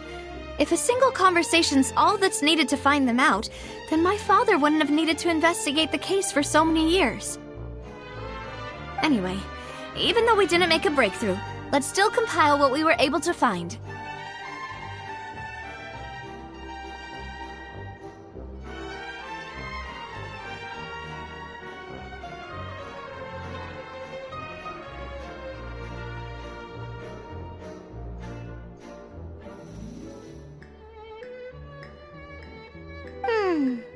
But where should we start? Ah, you're right! Flora mentioned that Callus probably only ended up with the gun because of circumstance. That makes sense. According to Jacques' family members, he already told them that he had been discovered, and that he had no choice before he left home that day. If I had to guess, he probably received an order from the synth boss to kill my father. Had he refused, he and his family's lives would have been forfeit. So, Jacques fired the first shot?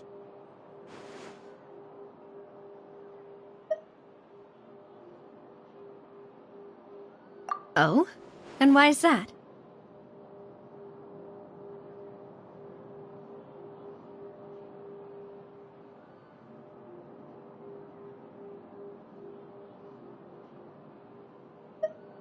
Ooh, that's a good point.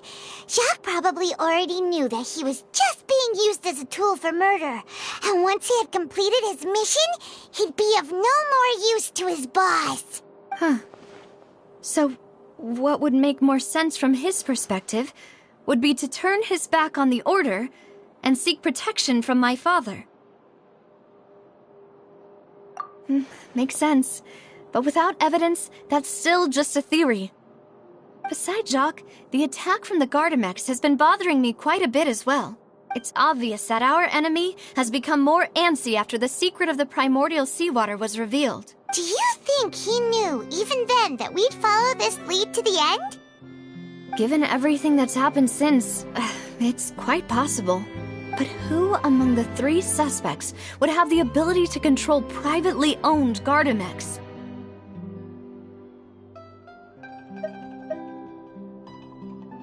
Uncle Marcel?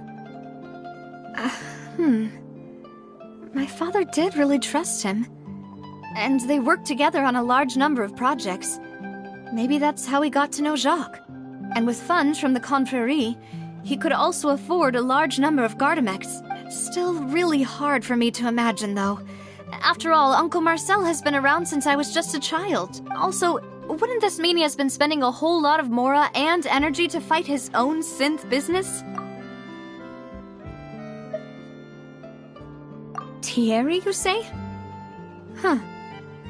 It is possible that he's figured out a way to convert the Gardamex for personal use. But I didn't feel like he was lying when he was talking to us about the mecha. I also don't think he'd be able to keep that kind of tampering under wraps. Yeah, had he actually tampered with the mecha, we'd be able to prove it with a simple check of the guard's inventory. If the mecha were taken from the guards, it should be pretty easy to find out when and how that happened. Florent?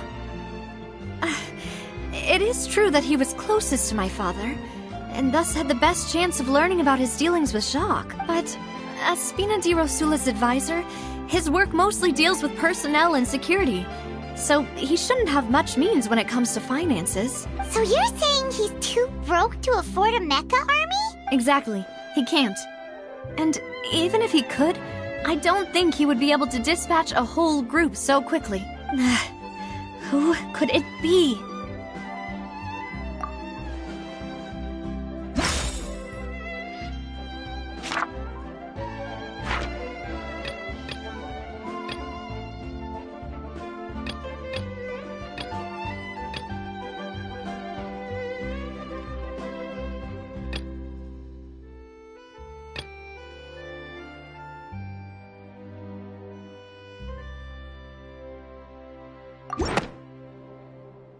You know, if you think everything through, Uncle Marcel is indeed the most suspicious of them all.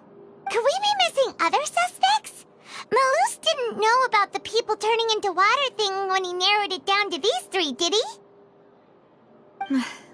Malus has always been very reliable, and his judgment of others' trustworthiness has been fair and well considered.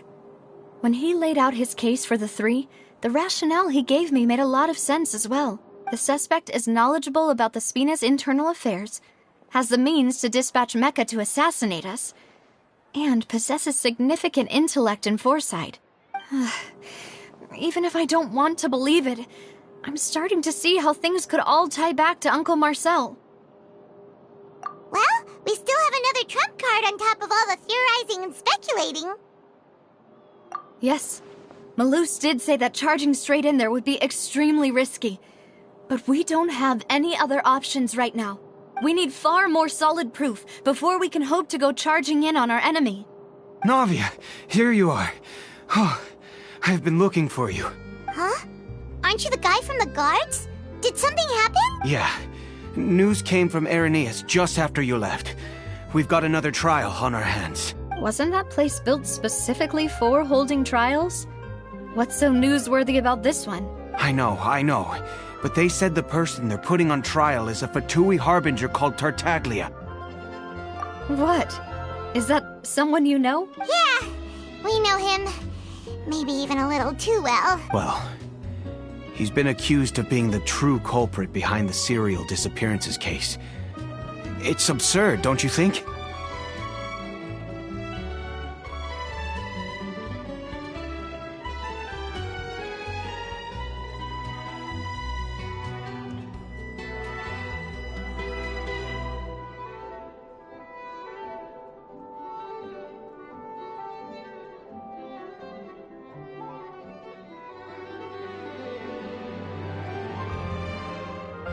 Wait, how? None of our investigations have had anything to do with him. That's what I thought was strange about it, so I came to tell you the news right away. If the charge against him stands, then it'll be next to impossible to get the guards to support any of our planned investigations. Right. Because they'll think they've already found the culprit.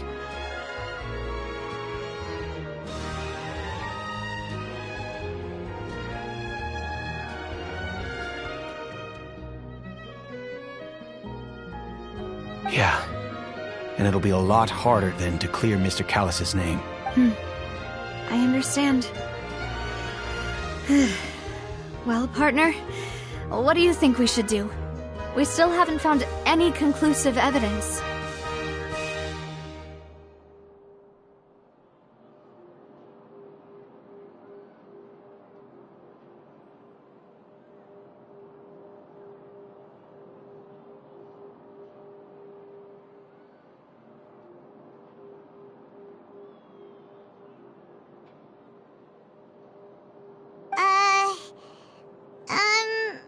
Huh? Split up? What do you mean?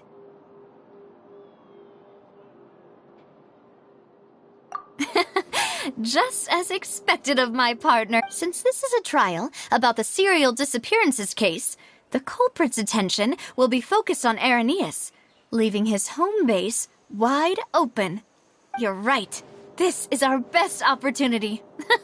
All right then, let's do this. I'll stall them at the Opera House and charge Marcel as the true culprit.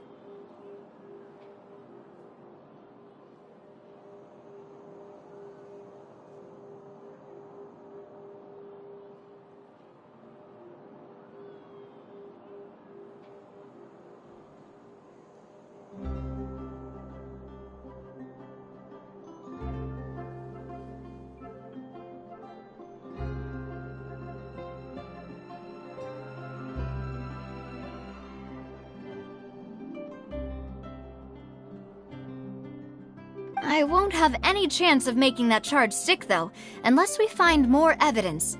It'll be up to you to make it back in time and hand the decisive evidence to me. We'll help you, just like you helped us in Linny's trial. Demoiselle, please allow us to accompany you. I'm ready. Ah, Malou, Silver, when did you two get here? We heard that you'll be leaving Poisson and figured that you might require our assistance. It's our hope that your confidence will be bolstered with the two of us by your side. Thank you so much. Then, let's make haste for Irenaeus. Paimon, Traveler, I'll see you at the Opera House. See you then!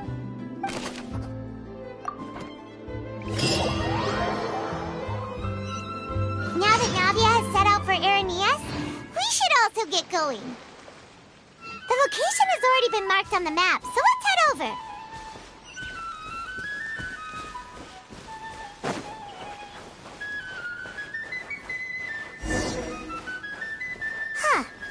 According to Malusa's info, the synth production base is underwater. Let's go and try to find the entrance.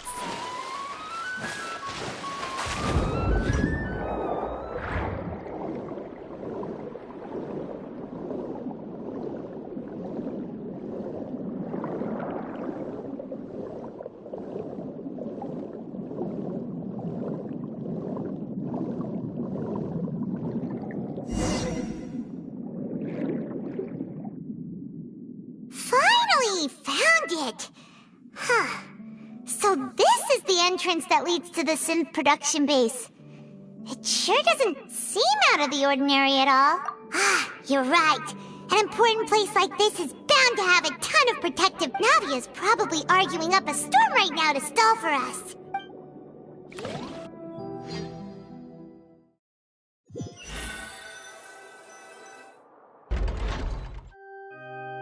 It would appear that I must repeat my question again, Mr. Tartaglia.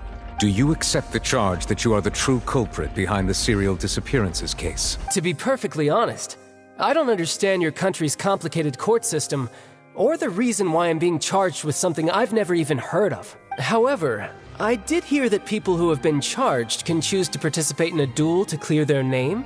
Is that right? In which case, as long as I accept the charge, I can have an all-out fight with that champion duelist Clorend, right? I've got to admit, that's one of the most enticing offers I've ever received. When I privately sparred with her last time, she was obviously holding back. Real disappointing. Hey! Don't you understand? You're currently the prime suspect for a major case.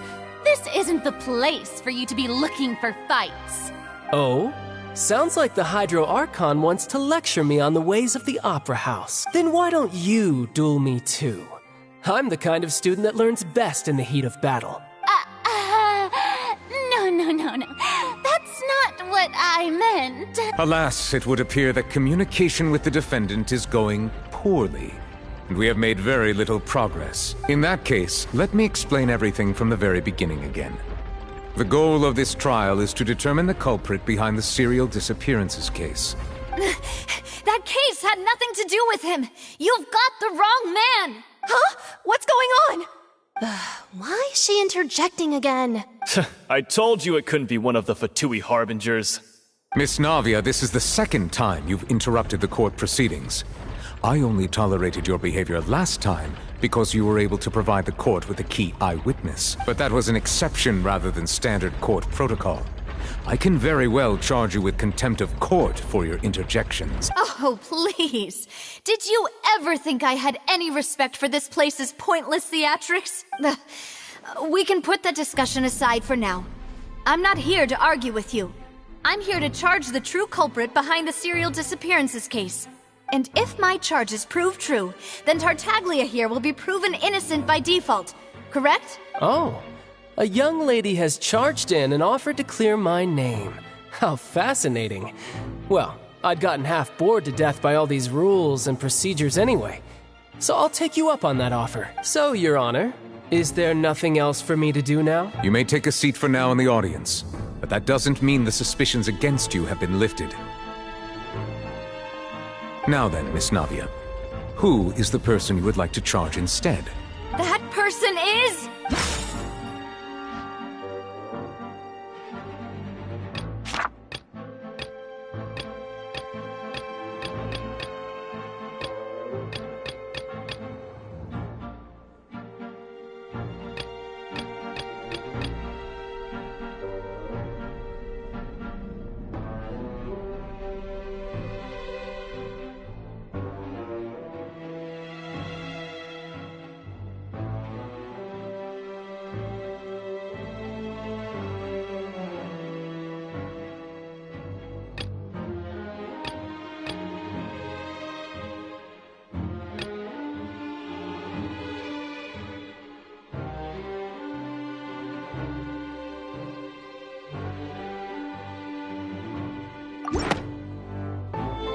Marcel, the head of Confrérie of Cabrières! Huh? What confrérie? Never heard of them in my life.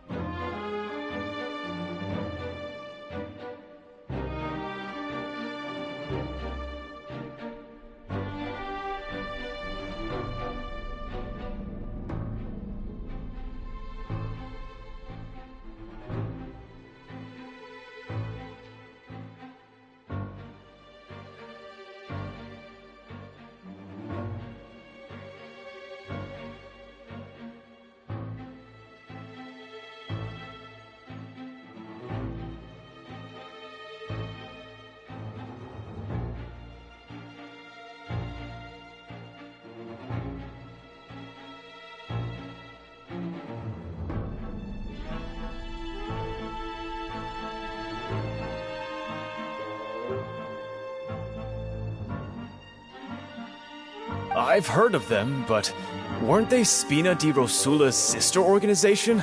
Oh, is this going to be a friends to enemies type situation? Please let me remind you, Miss Navia, that charging someone is an incredibly serious matter. Committing to the charge also means taking on the legal responsibilities associated with it. And if the charge fails, depending on the circumstances, you may also be charged with the crime of making a false accusation. Knowing this, do you still wish to charge this man? Yes. In that case, I declare the charge to be valid. Miss Navia and attorneys, please take your places on the court. Members of the guards, please contact Mr. Marcel right away so that he may stand trial.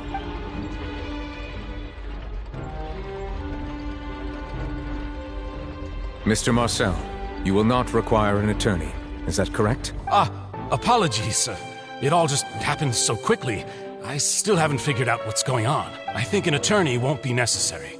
This is probably just a misunderstanding between me and Navia. Very well. In that case, since both sides have now arrived, Miss Navia, please present your charges. I would like to take everyone back to 3 years ago, to the case of Callus the Unfaithful. Only through elucidating what really happened in that case can we connect all the dots for the serial disappearances case. Navia, do you really think that I was the one who killed your father? Come on, why would I do that? Callus was my benefactor, and remember, both you and I only ran to the scene when we heard the sound of a gun. If that's enough to make me a suspect, wouldn't that make everyone at that banquet a suspect as well? I think there's no point in getting into the specifics right now. The audience doesn't even have the big picture yet. Even I'm struggling to remember some details of that case. Exactly correct, Your Honor. I must refresh everyone's memory about that case before I can explain my charge and reasoning. I see. In which case, I will recount the findings about that case as originally recorded by Maison Gardiennage. On the day of the murder, Spina di Rosula hosted a large banquet in a countryside estate owned by the Confrérie of Cabrières. During the banquet, all attending guests heard 2 gunshots from the courtyard. When the guests arrived at the scene, they found the primary suspect, Callus, holding a gun, while his acquaintance, Jacques, lay dead from a gunshot wound. The guards' investigation did not recover any other firearms from the scene. As a result, they concluded that the suspect's first shot must have missed, while the second must have taken Jacques' life. The suspect did not dispute this conclusion, and also declined to defend himself in court. Instead, he chose to prove his innocence through a duel. Callus was defeated by champion duelist Clarande in the ensuing duel, and soon succumbed to the injuries. These are the known facts about the case. The one with the motive to kill was Jacques, not my father. And even so, Jacques still had no reason to pull the trigger. In truth, the third person shot Jacques first, and was shot in turn by my father when my father seized the gun from him.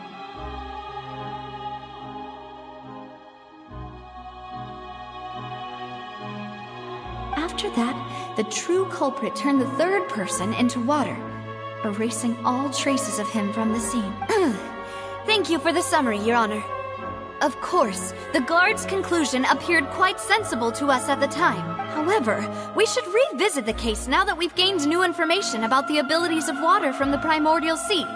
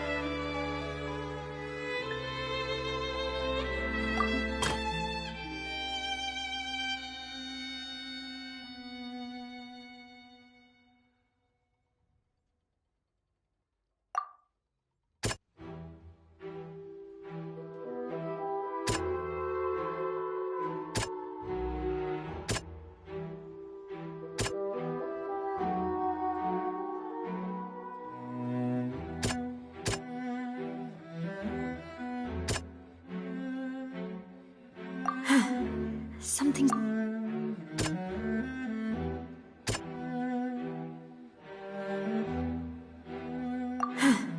Something... A pile of clothing was found at the scene. The guards once believed they were used by Jacques as a costume to disguise himself. Since it was raining that day, the culprit was confident that they could use the rain to wash away all traces of their dissolved accomplice.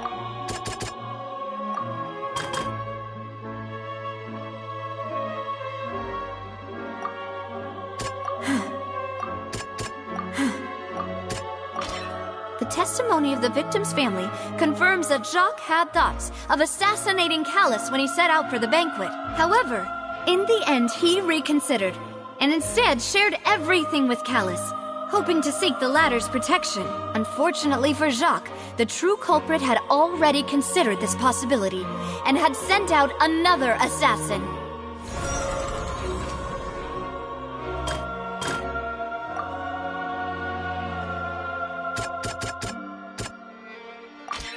This assassin first shot Jacques, then turned to shoot Callus, only for Callus to wrestle the gun from him and kill him instead. Realizing this, the true culprit caused the hired assassin to dissolve into water, leading everyone to believe Callus was responsible for Jacques' murder. This is the true version of events.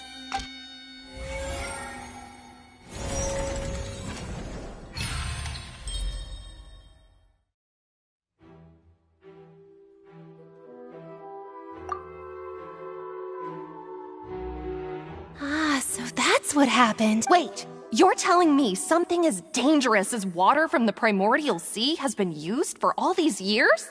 What a great theory. It also explains Callus's and Jacques' respective motives. I guess they didn't shoot each other after all.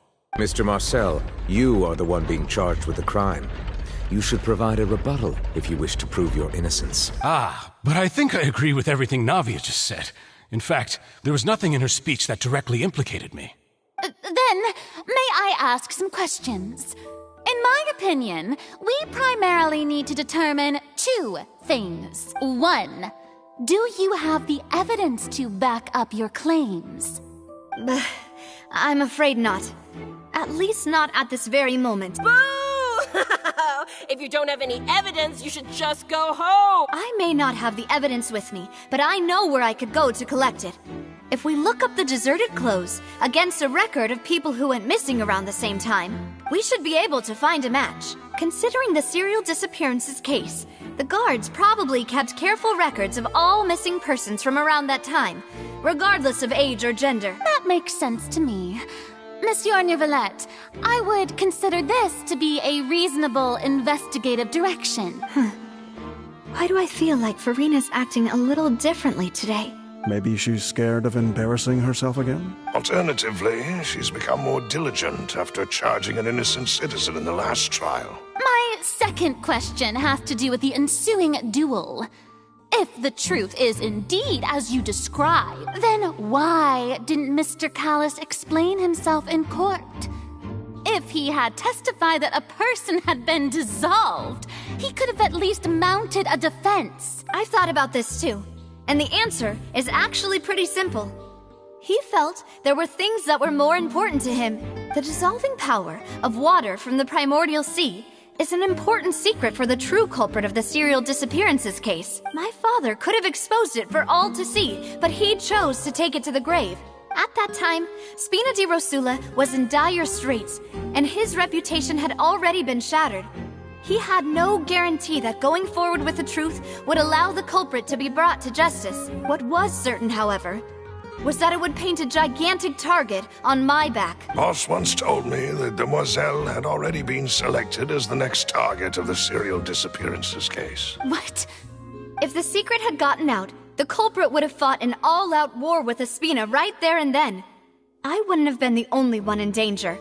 all of us would have stood to lose our lives. Of course, the guards might eventually figure out the truth of the matter and determine that we were in the right, but what good would that do? How can a hollow verdict protect anyone? Had this opera house ever given my father any kind of confidence in its brand of justice, Spina di Rosula would have had no reason to exist. But by staying silent, we retained the ability to deter our opponents and continue the stalemate.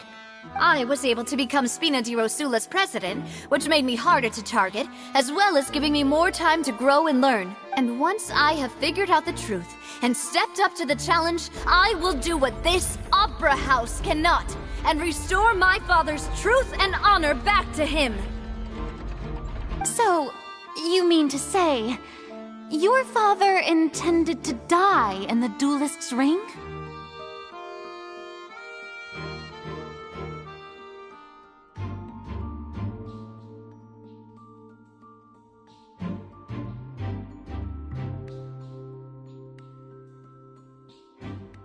That's right. Do you have any proof? Of course. All you need is to ask his opponent, Clarand. I don't need your apology, your guilt, or your support from the shadows. You don't have to do anything for my sake. But since he entrusted his will to you, Clarand, you should tell us the truth about his sacrifice. So, during the duel, did you believe that Callus was intending to die?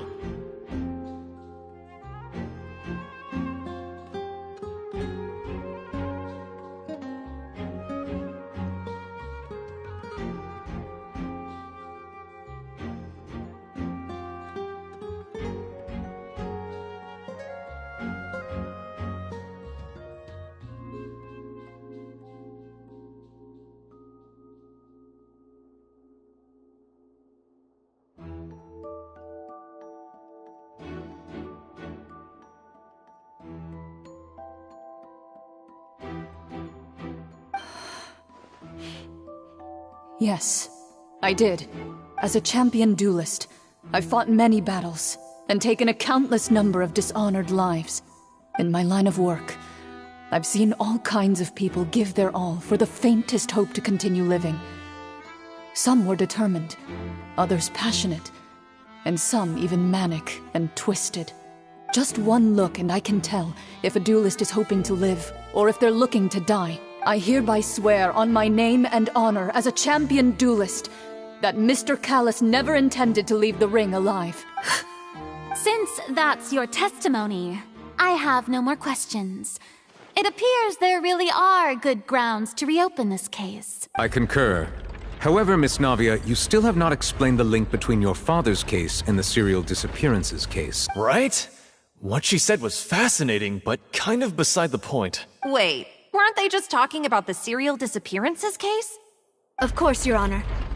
The two cases are connected via a matter of timing. In my father's case, the culprit intended to kill both Jacques and Callus. As a result, they planned to act after hearing 2 gunshots. And, at the end of Linny's trial, the culprit also only dissolved the victim in front of everyone because they realized they were at risk of being identified. The culprit could only time their actions so precisely if they were already at the scene. Coincidentally, Marcel attended both the banquet and the trial. So that's why you suspected me. Even after hearing your reasoning, I still can't help but find it a little preposterous. I'm used to it, though. You've always been an impulsive and sentimental child, Navia. It's one of your most endearing traits. No need to appeal to pathos. I won't try to refute your points one by one, but even if everything you just said was true, can you prove that I was the only person present at both events? On top of that, does a person have to be physically present to control the timing? Can't someone remotely monitor the place? Don't know what she can say to that. I know that even with that, you might still think you can reduce the list of suspects with some further investigations, until I'm the only one left on the list.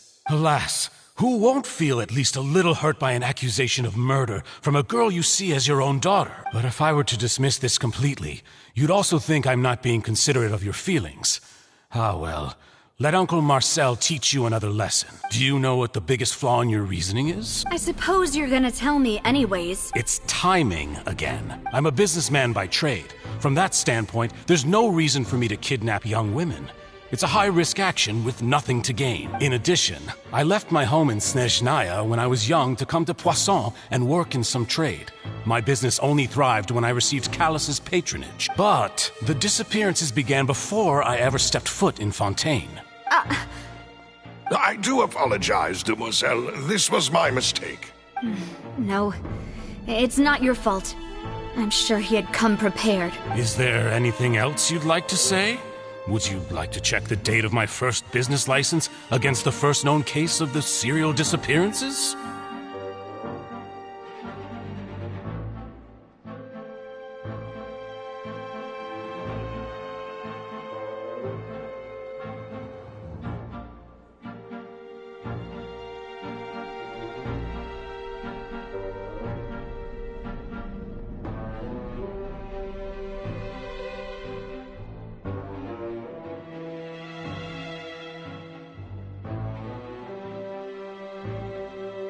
You can also take a look at my border entry records, or ask my friends and family when I left Snezhnaya for the first time. Could those records and testimonies do something to appease the unspeakable anguish in your heart? Seems like she got the wrong guy. At this rate, Navia will be convicted for falsely accusing him. I think you've done a superb job of dissecting your father's feelings as he neared the end of his life. But aren't you going against all of his wishes and expectations right now? He wished for you to become more rational, collected, and conscientious, instead of dwelling only on your own feeling. Once you've learned to be more considerate of others' feelings, and to stop rushing headlong into things, you'd have met most of his expectations. This isn't just about me, and it never has been. The biggest difference between me and the rest of the victims is that I still have the ability to search for the truth. While that same agency has long been taken from them, the people whose families were destroyed by synth abuse, the people who lost their loved ones to the serial disappearances, and the people who suffered tragic ends due to their sense of justice. Many people's images are flashing before my eyes. I'm sure some are coming to those of you in the audience as well. And whose image do you see, Marcel? Is it a man named Vacher? Oh, so you do know that name. I'm merely surprised you'd suddenly say the name of someone I've never even heard of. I was waiting for you to say that.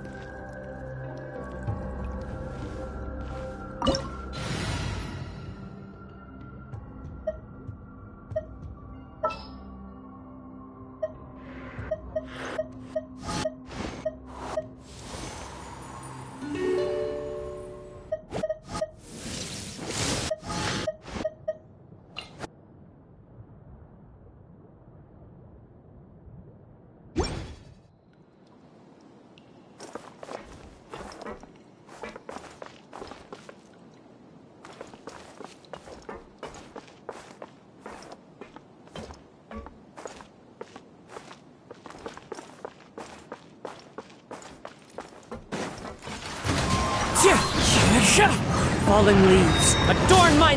Shine down! Rest and rebuild!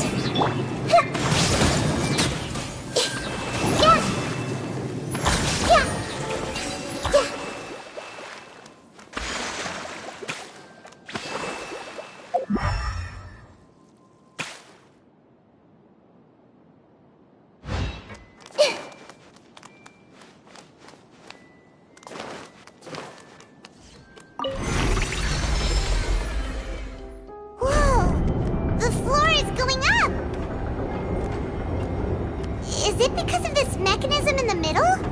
That guy really prepared a lot of stuff for this place.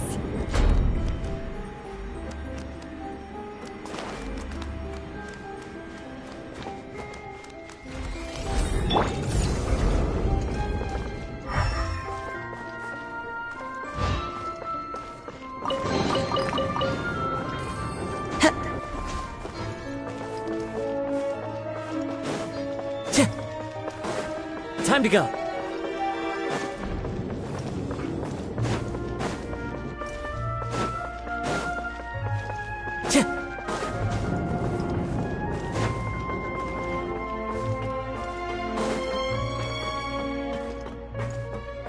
Paimon thinks we need to go up, but Paimon doesn't see a way.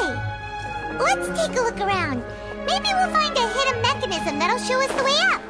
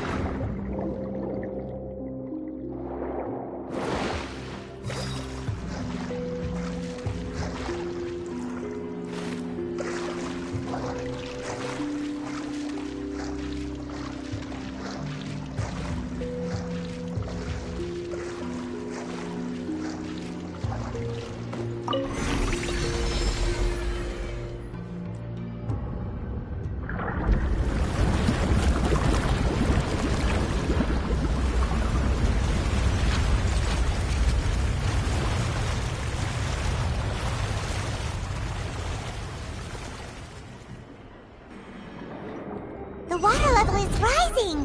Now we can swim to the top! But this is still a ways away from where we need to go.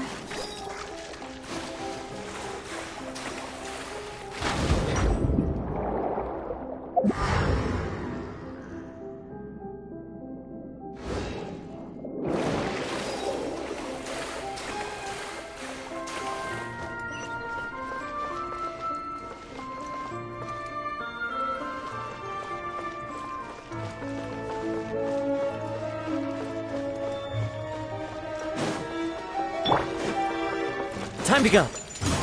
Cheer! Grow, grow, grow!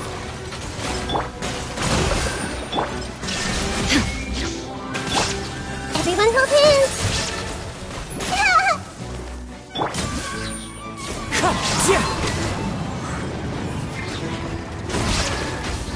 Clouds high.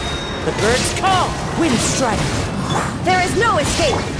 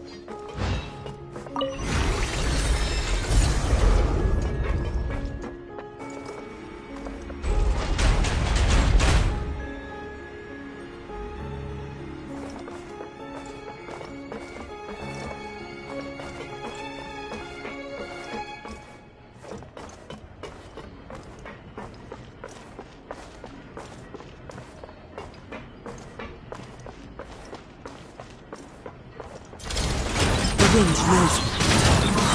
Fallen leaves, adorn my night! Hold the line! I see everything! Wind Strider! As one with wind and cloud!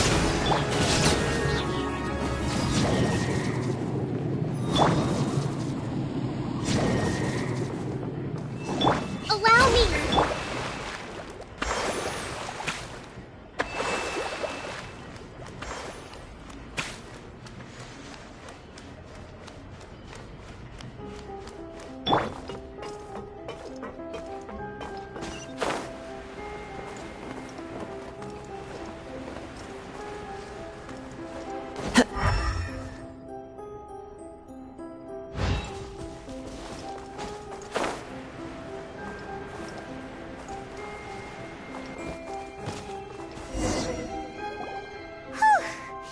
After all that, we finally made it to the innermost sanctum.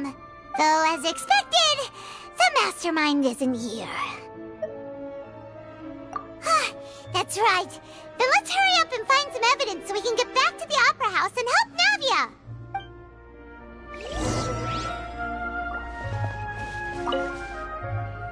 What's all this? Aw, it's a bunch of really cute things. Pink accessories, a hair tie, a necklace, even a makeup box. Oh, Paimon sees it too, but why are all these cute things labeled with different girls? Huh? You mean the girls from the serial disappearances? They were brought here, and then they were turned into water. And all the boxes of things, these names. That means... Oh, this is terrible!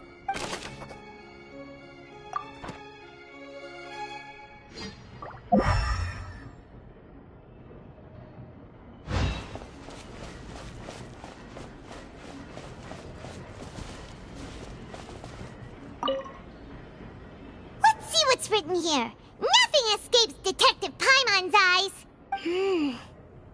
Callus. Navia's father. Oh, this seems to be an investigation report on him.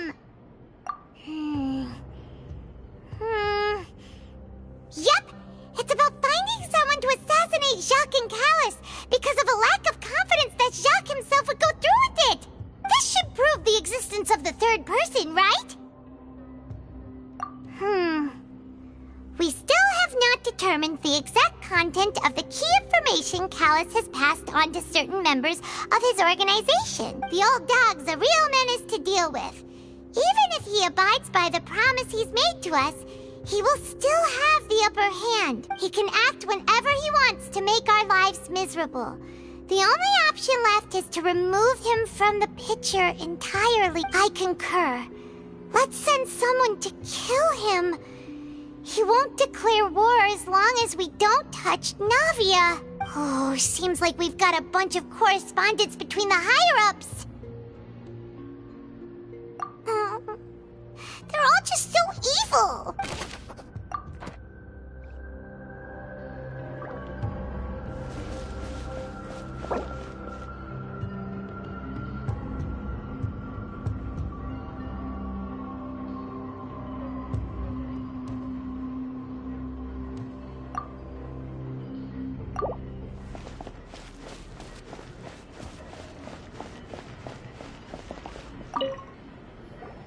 Whoa!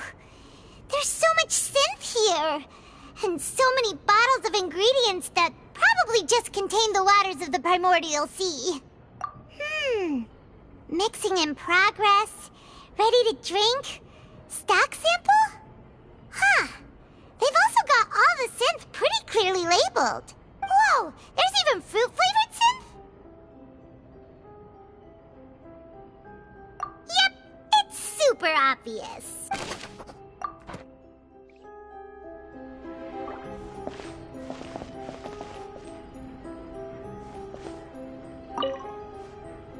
What's this over here? Looks like some kind of place for research. Experiment number 16 aims to verify Jacob Ingold's research conclusions on the primordial sea and use his theory as a foundation to achieve a breakthrough. The experiment was a failure. No individual managed to resurface from the water from the primordial sea. Female specimens 22, 23, and 24 were dissolved.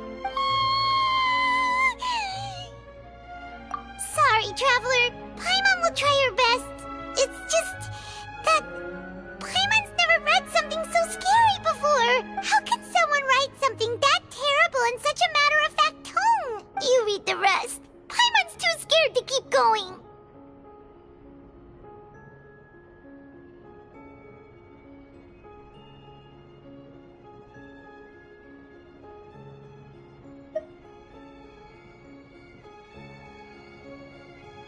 So that's why he did all of these experiments. Wait, did he really think he'd be able to find a way just by dissolving people over and over? That's just insane! Huh? Isn't that the name you heard by the fountain? Paimon thought he was an eyewitness in the serial disappearances case. You mean Vacher is the one who did all of these... experiments? So that's it! Vacher was no victim, but personally took his lover and... No, that's not it either! If that's the case, why would he want people to resurface from the water? In any case, Paimon will write it all down.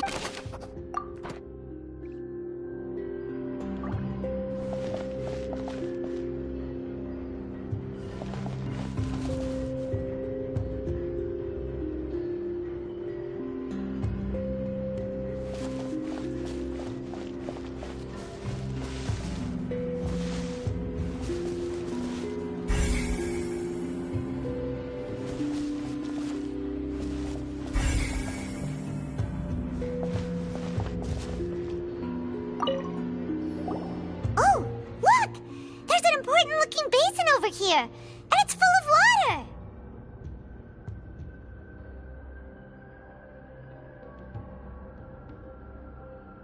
That means this is where they make all the synth! And that special water is the main ingredient! If you dilute it with normal water, you'll get synth, but the pure stuff can dissolve a human! Paimon will take notes on this incriminating evidence! We've looked at almost everything here, and it seems like our theories were spot on. But... yeah, we haven't found anything that reveals his true identity.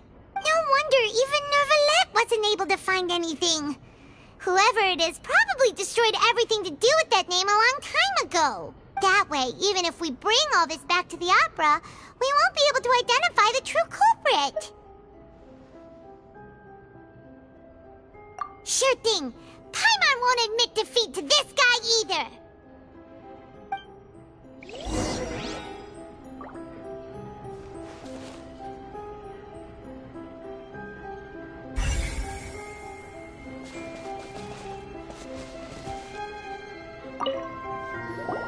You take that side and Paimon will take this side. Check everything carefully. We'll find something for sure.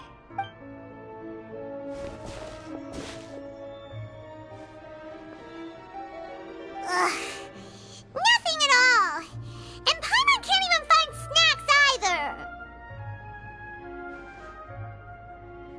Whoa, really? Let Paimon see! Vinier. Isn't that Vacher's lover's name? Then you found her diary! Let's see! Aw, it's just a normal diary chronicling their love story. She was so sweet, too. Oh, Paimon feels even worse for her now. So many! A whole page's worth! But they're all crossed out. Was she unhappy with all? The final name she decided on was Marcel. Wait, but Marcel's pretty old. Has this case been going on for so long that he's Vacher and Vinier's grown son? Hey! Paimon still hasn't figured it out yet.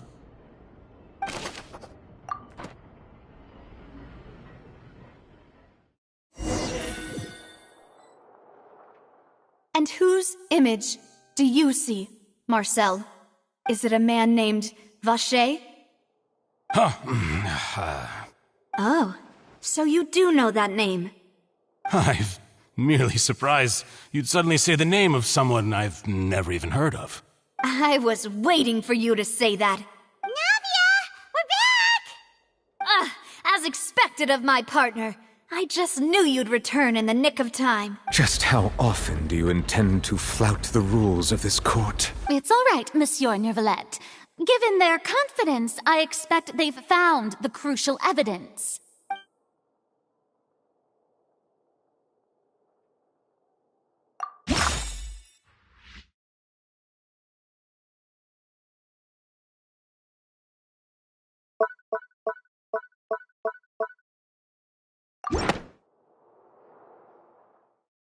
But the truth of it, Marcel, is that you've always been Vacher. Huh?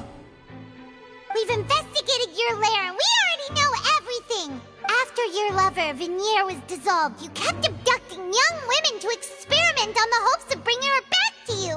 You even created Marcel as a new identity and destroyed all records of your past as Vacher! So that's it. Even the villains in opera performances rarely go that far. And with that, Marcel's motive has now been established. This information regarding your past also dismantles your prior timing defense. Well, Marcel, do you know where you went... You fixated your gaze on the lover that passed away, instead of paying attention to the living people around you. So, you never noticed how we changed, or how we grew as individuals. You also never understood Boss's real expectations for his daughter. Or our determination to see things through. Your determination. Mr. Marcel, please speak up now if you would like to defend yourself. Otherwise, the trial will move on to the next stage. Do you really think I wanted to do any of this? Pay attention to you. What for? Have you ever paid attention to me? Ever empathized with my pain? Ever known how it feels to watch the love of your life dissolve right in front of your eyes? No one helped me. No one even believed me. All those decades ago, even the officers from the Maison Gardiennage were laughing at me. They said there's no way a human being can turn into water. So I must have gone mad from grief. Vignier's death was brushed away by all of you as if it didn't matter at all. Well, now you know, don't you? Ha! Well, it's too late now. All those who were dissolved are gone forever. You only have yourselves to blame. You set up this ornate opera house in pursuit of your so-called justice, your beloved drama, while turning a blind eye to the suffering of the people. Vignier is dead. We promised each other that we would always be together. Wherever she goes, I will follow. But I'm not from this blasted place, so I can't be dissolved, no matter what I do. Hey, is that water from the primordial sea that he's drinking? I can't dissolve! Can't dissolve! Can't dissolve! Do you all see? I can't go, I can't follow. So if I can't go where she is, what choice do I have but to try to bring her back? I did all of that, and in the end, that accursed Callus still got the better of me. I spent my entire life living on pins and needles, only to get stabbed by his idiot daughter at the very end. The suspect is exhibiting signs of mental distress. Guards, please restrain him. Don't touch me! Don't anybody come near me! I still need to save Vignier. I promise. We made a promise. Vignier! Please, Vignier! Don't think badly of me. All I want to do is fulfill our promise. At this point, the verdict of this trial is clear. With Mr. Marcel's conviction, The charges against Mr. Tartaglia no longer have any basis. Fine by me. I was in a bad mood, but after a show like that, I'm actually feeling pretty good. Traveler, please submit all the evidence you have collected to the guards, so that I might review and summarize the truth behind the serial disappearances case. The man now known as Marcel was originally named Vacher and worked as an adventurer with his partner and lover Vignier. During an underwater expedition, Vignier accidentally came into contact with water from the primordial sea and was dissolved in front of Vacher as a result.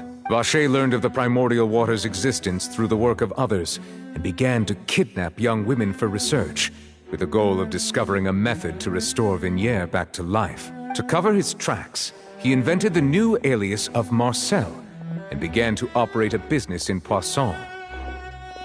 During the course of his research, Vacher discovered that a diluted concoction of water from the primordial sea can induce feelings of euphoria, and began to manufacture and market synth.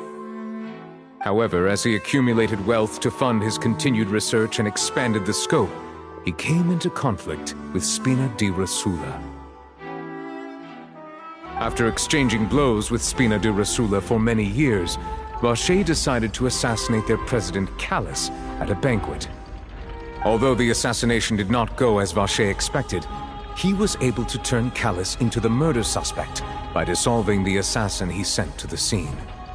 And just recently, Vacher attempted to frame Linny as the culprit of the serial disappearances case, using a similar method. However, his attempt to frame Linny failed, and the power of water from the primordial sea became public knowledge. This case also exposed enough of Vacher's machinations that he was eventually successfully charged in court.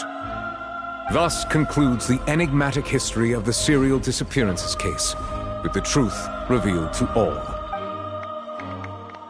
The Oratrice will now deliver the final verdict regarding the charges against Mr. Vacher.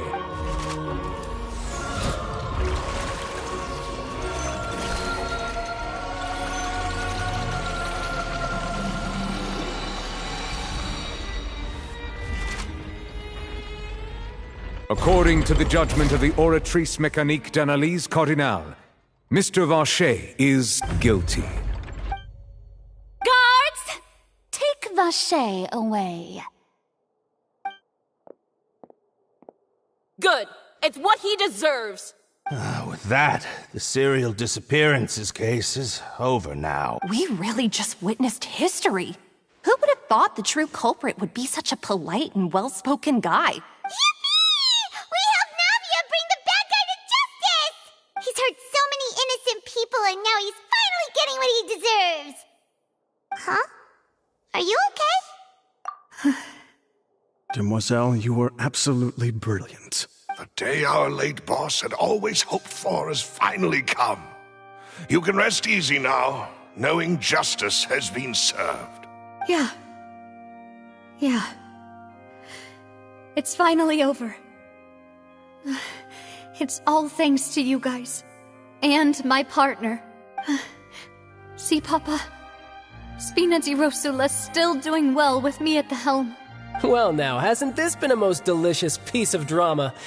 The villain has been caught, justice has been served, past wrongs have been righted, and it's a big ol' happy ending. Since it's been such a great show, I'll just let the false accusations against me slide. Either way, I've still got some business to attend to. So, if you'll excuse me... Please wait just one moment, Mr. Tartaglia. What now? None of this has anything to do with me. According to court protocol, since this trial was initiated due to a charge against you, a verdict must also be made regarding the initial charge before the trial can conclude. Oh, come on. Is this really necessary? Haven't you already caught the real criminal? Isn't it time for side characters like me to exit stage left? Please respect the laws of Fontaine. This has always been the rule. All right, but this sure is a lot of hassle. All I need to do is stand over there, right? Let's just get this over with.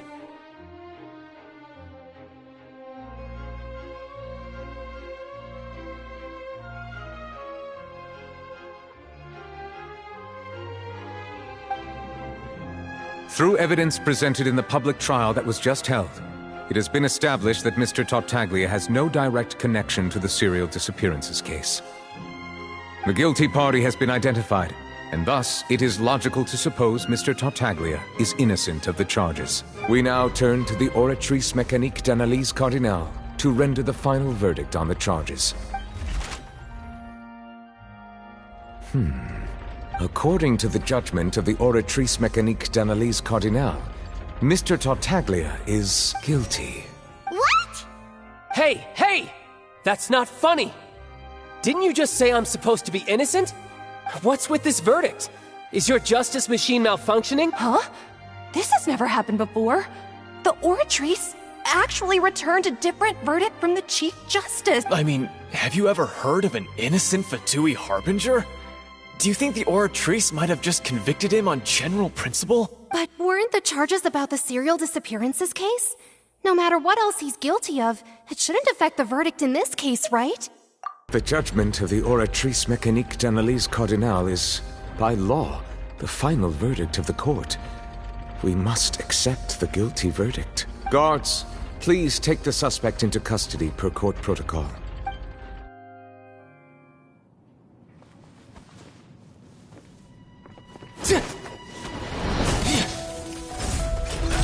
So this is how justice is done in Fontaine. What a joke. You've got your rules. Well, I've got mine too!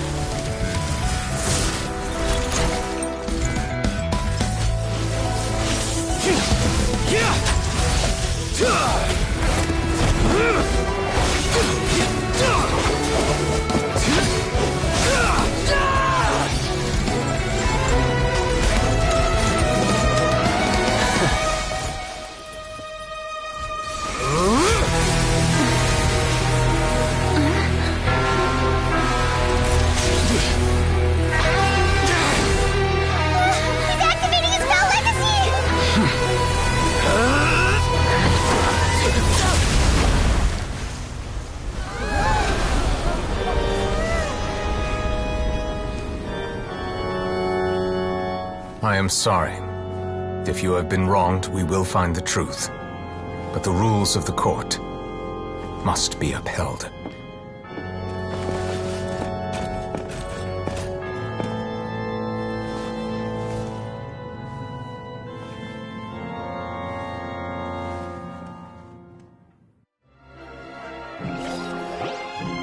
Hey, Monsieur Novelette, what's going on? Shouldn't they have been cleared already? Apologies.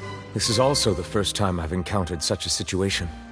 However, according to the rules established at the conception of Fontaine's court system, the Oratrice's judgment is the final verdict of the court. All I do is follow court procedure. As for why the Oratrice arrived at the conclusion it did, you should probably ask someone more knowledgeable than me.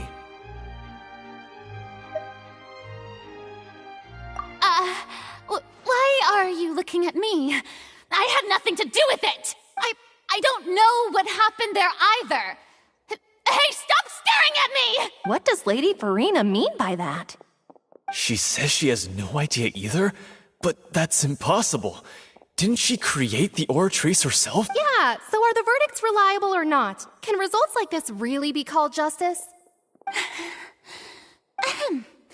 My dearest citizens, did you really think we'd allow an incorrect verdict to be handed out in this court? Did you really believe that the judgment could be mistaken or be the result of some sort of random mishap? Don't tell me. You thought even I had been blindsided by the Oratrice's result. But the way she looked just now, it was pretty obvious she had no idea what was going on. However, given the state of things, I shall give you an explanation. Everything that just took place, including my supposed shock and bafflement, was a part of an elaborate performance, with every action meant to stir up drama and excitement. And, of course, for every performance there is a script. Everything has unfolded exactly as I expected from the very beginning. As the embodiment of the very concept of justice, The Oratrice shall never render an arbitrary judgment! If you thought Child had nothing to do with the serial disappearances case, it is only because you've been blinded by the superficial appearance of innocence. Everything he's done, not to mention the danger he poses, are beyond ordinary comprehension and completely unforgivable! All shall be revealed in time. You will come to understand my noble intentions, as well as the absolute correctness of the Oratrice's verdict. Now, having said that, although I hate to leave things hanging in suspense, it is now time for this performance to end. As the lead actress, I shall be the first to take my leave. Toodaloo! So she chose to make her escape after all, did she?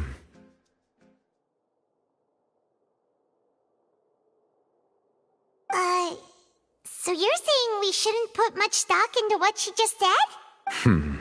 She probably just put on that performance to save face. As for the truth, it's unlikely that she actually has any idea. However, please be assured that I will continue to investigate this case in a personal capacity. Just as I promised, if the judgment has been incorrect, we will do our utmost to clear his name. All right. Even though we feel pretty badly for him, we'll take your word for it for now. After all, he's done plenty of bad stuff, so he should have known he'd go to prison someday, right?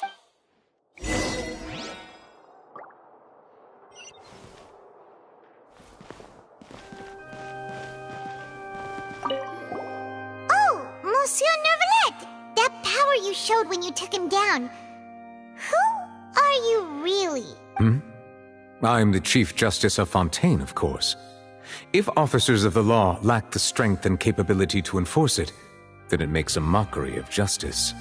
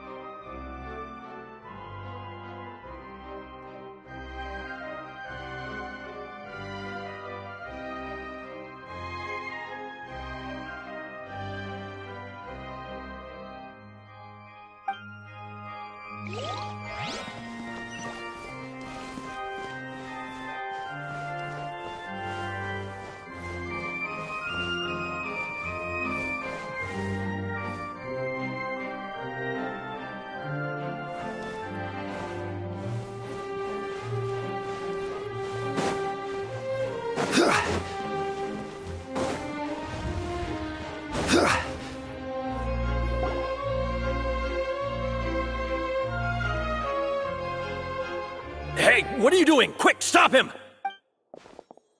Traveler! Hey! Traveler! Marcel! What are you doing over here? Stop resisting arrest! Cease, or we'll add another charge to the list. No, wait! I just want to ask the Traveler something. I'm not looking to run away. Please, just let me ask this one small thing. Go on. Thank you. I was being led away when I finally realized something. Where did you first hear the name Vacher? I erased all records of that name. So, unless... Are you still trying to prove your innocence? Give it up. You've already been convicted. Really? You did? You're sure? You met her? But how could that be? How did you manage to do it? The Fountain of Lucine? Then she's been so close to me all along. And I just never... Please give me a chance to talk to her again. Just let the Traveler take me to the fountain to see her one last time. This is the last request I'll ever make in my life. You can do whatever you want to me afterwards. What? Give an inch and you want to take a mile? Do you think serial killers get to make requests like that? Paimon agrees. Why should we give him what he wants when he's only done a ton of super terrible things? This request Is it worth as much to you as your life? Of course! Wait, no. It's worth even more than my life. Humans. Will they betray the instinct to live just to satisfy spiritual needs? Very well. I will grant your request. Your Honor, I fear that... I will go with him. You do not need to worry about any escape. In that case, I shall leave him in your most capable hands, Chief Justice. Thank you. Thank you, Your Honor.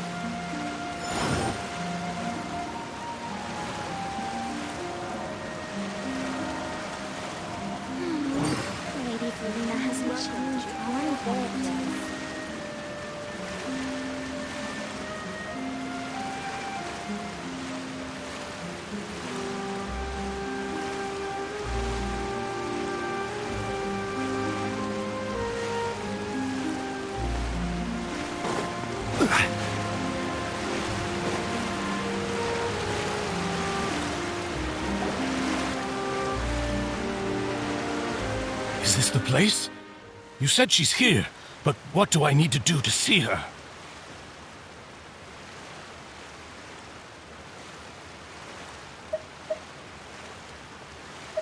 Yeah, and even Paimon could hear her after drinking that thing. Didn't you just drink a lot of it on the stage as well? Oh, in that case... Vache! Ah! Yes, that's it! So you heard it too! Vignier, it's me! It's me, Vache! Vache? Vache? I'm here! I'm here! Where are you, Vignier? I'm coming for you. I'm finally here for you. Hey, wait! Be careful! Hey, wait! Vignier, is that you? It's me, Vache! Vignier! Vache? Why did you come? Didn't I say? You don't need to look for me. You look a lot older than I remember. How long has it been? It's been more than 20 years. I've suffered for over 20 years since the day you left. All this time, only the thought of bringing you back has kept me alive. Nothing else mattered to me. I must be dreaming. Who would have thought I'd get the chance to tell you all of my feelings like this? Vignier, you are my everything. I really don't know how I could live without you. But Vache, if you ask me, this world would be better off without you.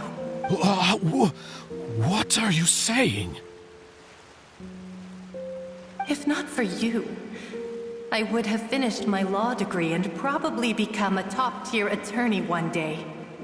If not for you, I would have continued to pursue my love of the arts, and my works would have been displayed in the Palais Mermonia itself.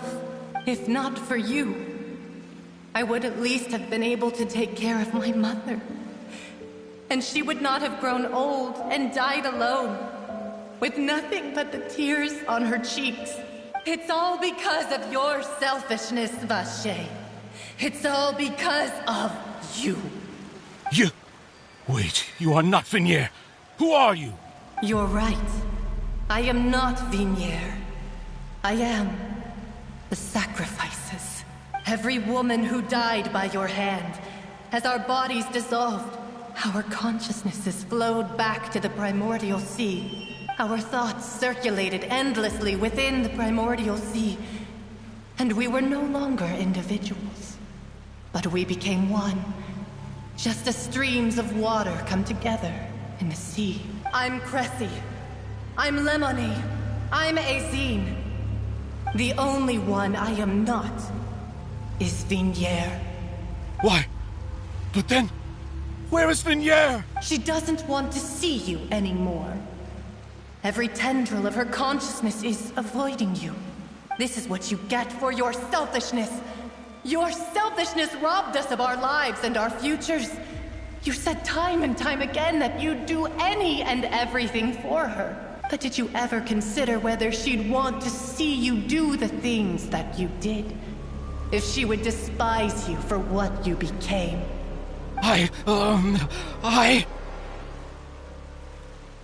You are a liar, a heartless murderer, and a cowardly narcissist. The only thing you are not is Vigniere's beloved. From the moment your first victim died and her consciousness merged with Vigniere's, she has had nothing but pure hatred for you.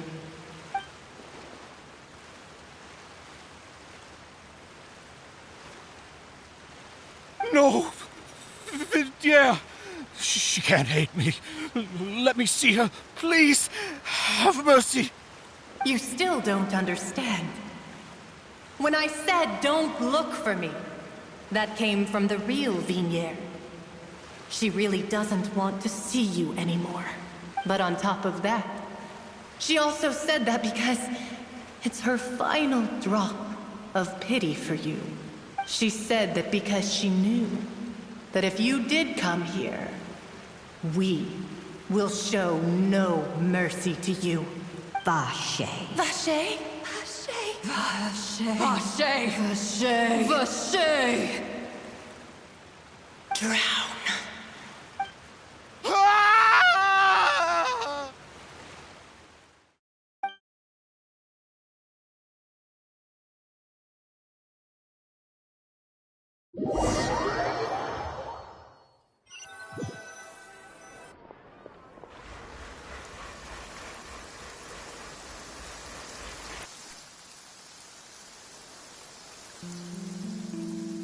Finally, we have some time to do shopping. Gosh, it's really been a long time since we've been able to relax.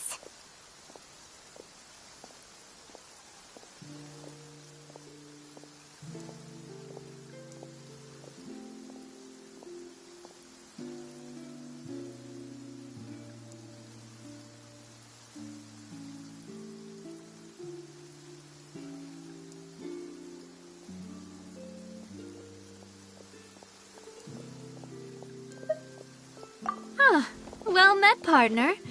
I knew something great was going to happen when I woke up in such a good mood today. Even this weather can't put a damper on the demoiselle's mood. It's a pleasure to see you both again. Oh, hey, Navia! It's been a few days. Paimon's already started to miss you. Oh, now that I believe. I'm easy to work with and always bring home the bacon. Who wouldn't treasure having a partner like me? Sounds like you're really enjoying life these days, Navia.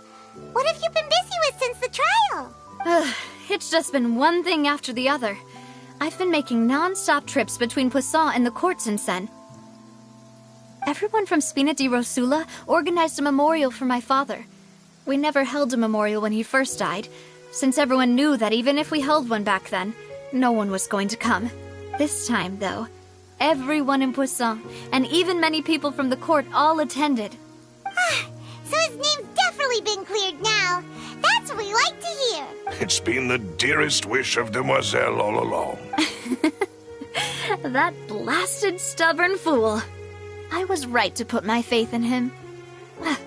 I'm so glad I didn't give up on the case all those years ago. Oh, by the way, I ran into Charlotte just after I left the memorial service. Well, maybe it'd be more accurate to say I knew she would be there, and there was no way she'd just let me go. Huh? So you know Charlotte too? The Charlotte? Yeah, way back when I first became the president of the Spina di Rosula, she was all over me. Wouldn't take no for an answer. I believe the story was called The True Heart of Darkness. Secret Tales of the Yellow Rose. To be fair, though, it was a really flattering feature. So, we've been on pretty good terms ever since. She was trying to lean on our friendship to get me to do an exclusive piece on the serial disappearances case. Oh, yeah. She told us about that. She's always been super interested in that case, so now her wish has finally come true too. Anyway, I told her to make sure that when she writes about you guys entering the opera house with the critical evidence, that you both sound really cool. Now that's another thing to look forward to. We trust Charlotte's skills with a pen for sure. Oh, and in other news, I also took Clarand out for a meal. Oh, are you two on better terms now? While you were investigating Vaché's headquarters, Clarand gave testimony on my father's behalf. It was thanks to her that we were able to turn the tide. I wanted to thank her. I mean, there's also no point in being awkward all the time, so we took the chance to reconcile with each other. Oh, that's great. Paimon also thought Clarand wasn't actually a bad person. It's always good to have more friends. Anyway, now that the case has finally been solved, perhaps it will slowly begin to fade from the public consciousness. Oh, actually, there's still one last thing I need to do. What is it? I should pay a visit to my father's grave and tell him the truth of what happened, as well as how it all ended. And on top of that, just how much people still look up to him, to this day. That includes me. Miss Navia. Indeed.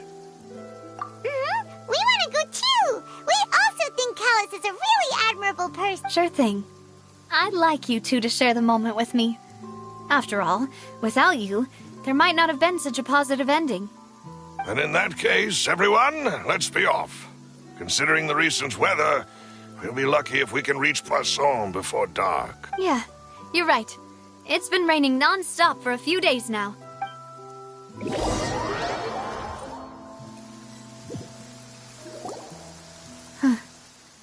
This is where my father's grave is.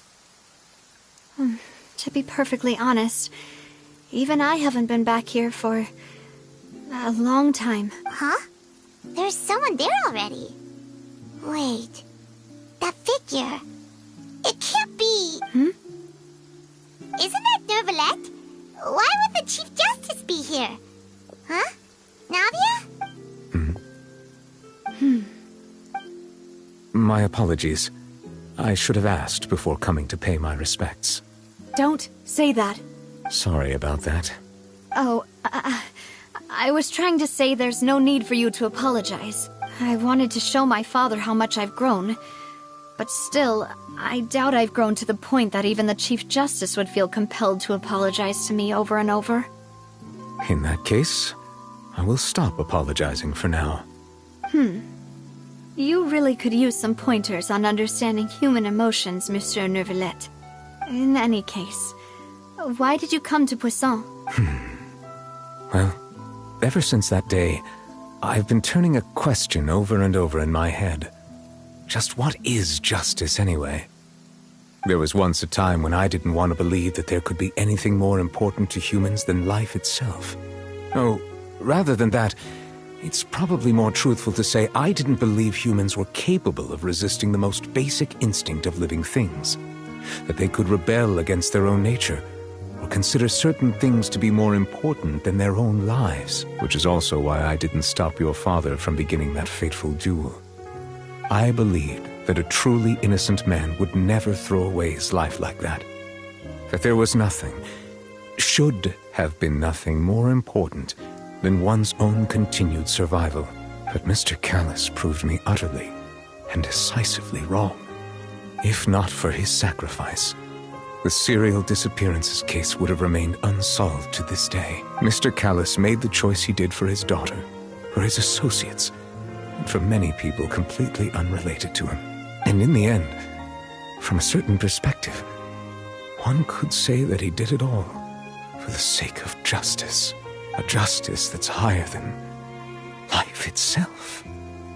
So, you asked me why I came here. I just wanted to say my apologies to Mr. Callus in person. I should have noticed all of this much sooner. This regret has filled me with a sadness that has haunted me for days. That high and mighty chair in the Opera Epiclese indeed insulates one from many important things. Spina di Rosula, thank you so much for your hard work and perseverance. I'm sorry for being mad at you before. So, you're actually one of those types that's cold on the outside, but Pretty thoughtful on the inside, huh? That reminds me of Silver, one of my guys. Sorry about that. Self-expression is not one of my strong suits. Didn't I just say you don't need to apologize? Ah, so Navia and Neuvillette seem to have made their peace as well. Let's not disturb them for now. We can wait till after they're done.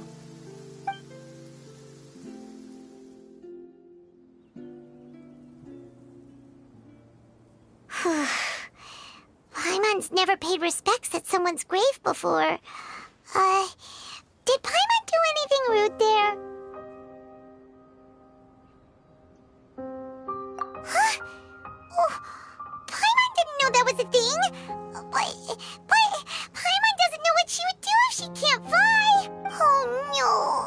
Paimon hopes Miss Navia won't be too mad. Anyway, Neuvillette is still standing around there. It's not often that we can catch him alone like this, so why don't we go talk to him for a bit? If we can't talk to Lady Farina, we can at least talk to him, right?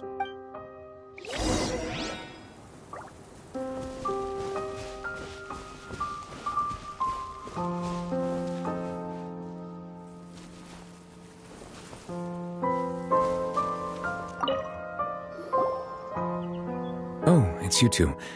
Did Miss Navia invite you to come pay your respects to her father? Mm-hmm. We ran into Navia on the streets today, so we just followed her here. I see. Then is there something that I can help you with? Well, it's pretty hard to run into you like this, since you're usually super busy. So we figured we could try to ask you a few questions, if that's okay. Please feel free. Though outsiders, you helped us solve one of the greatest mysteries in Fontaine, and it would be my pleasure to return the favor.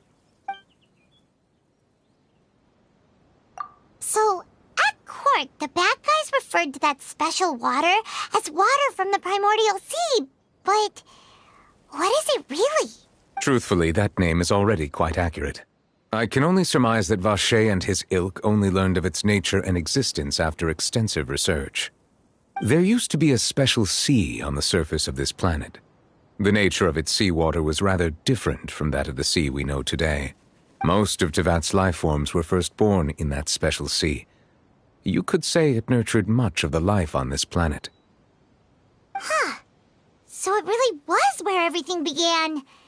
It makes sense to call it primordial then. But today, the primordial sea no longer exists on the planet's surface. What Vacher discovered must have been some kind of special case, or a remnant from a truly ancient age. Huh. So that's how it is. Oh, you really know everything, Monsieur Neuvillette. But if that's the case, then why would people, at least people from Fontaine, dissolve in that kind of water? Indeed. Why would the primordial sea, which was known to engender and nurture life, suddenly reverse itself and devour life instead? To be frank, that also doesn't match my understanding of this world and its laws.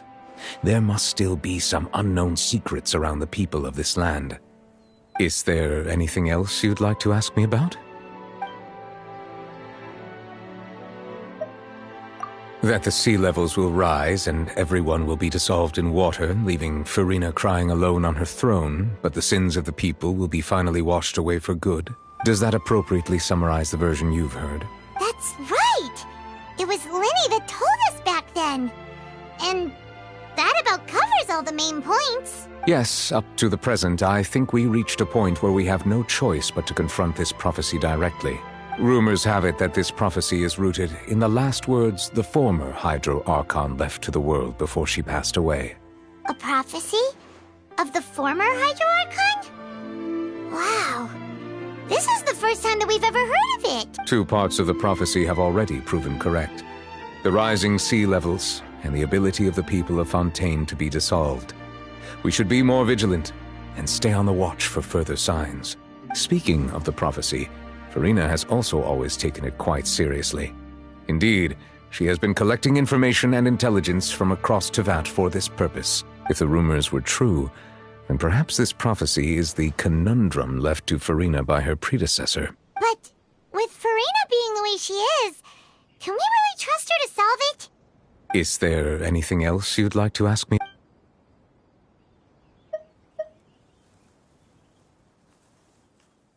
My apologies. My investigation has still not reached its conclusion. However, I still believe the judgment of the Oratrice was not rendered arbitrarily. But you also said you thought he was innocent. For many years, I have been quite aware that the Oratrice does not simply mechanically repeat the verdict that I give on each case. As a divinely created mechanism, the people's unified faith in the concept of justice is integrated into it.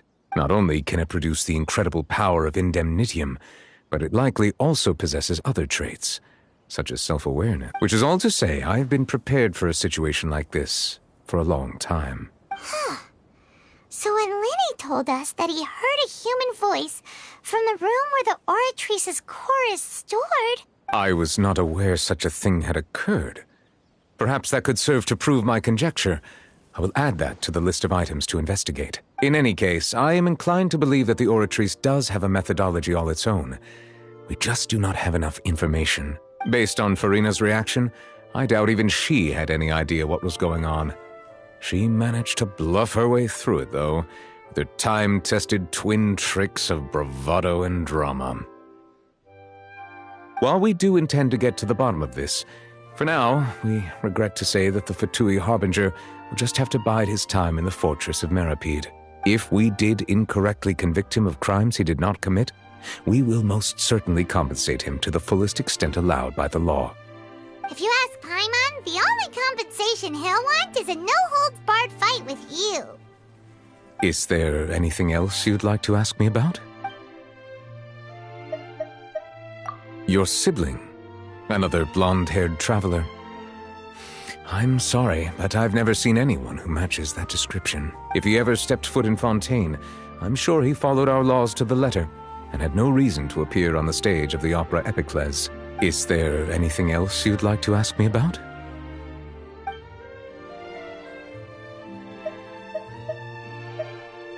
Very well. It was my honor to provide you with what answers I could. It will soon be time for me to leave this blissful tranquility behind and return to Palais Memornia. You really are super busy, Monsieur Neuvillette. Paimon thought you only came here to pay your respects today because you had the day off. Crime and villainy do not have the day off, and so justice must work around the clock as well. This is merely the nature of a justice's work. All right. You've got a point. Huh? Paimon just noticed that the rain has stopped.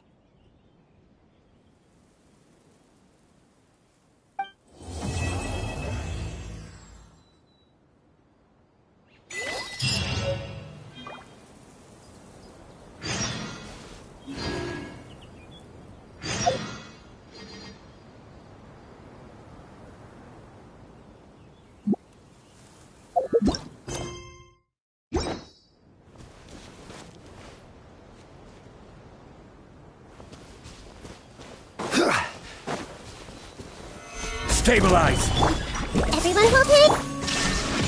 Hold the line!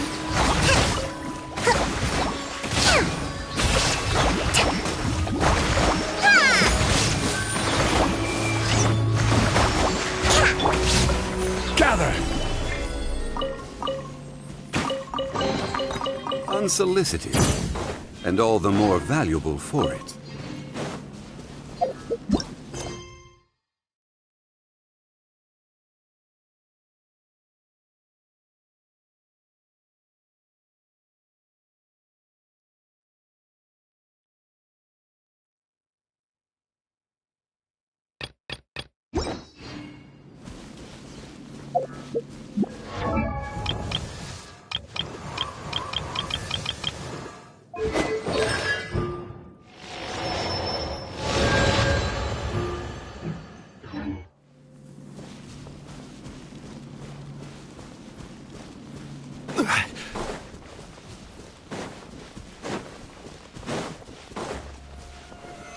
Solidify! Hey! Illusion shattered!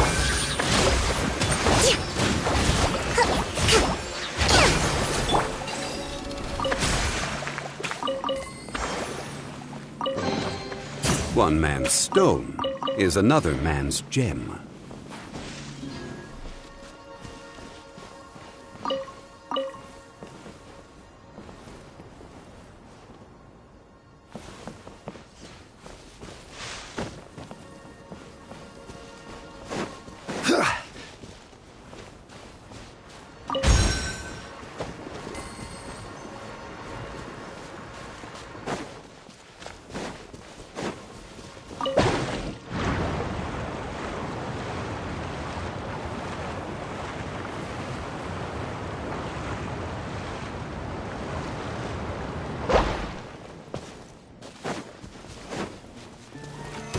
Stabilize! There is no escape! Allow me!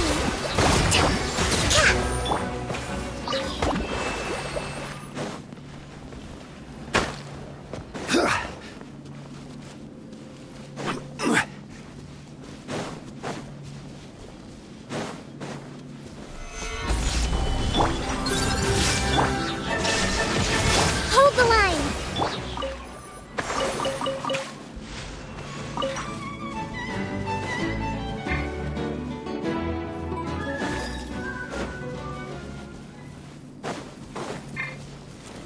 Gather! Shine down!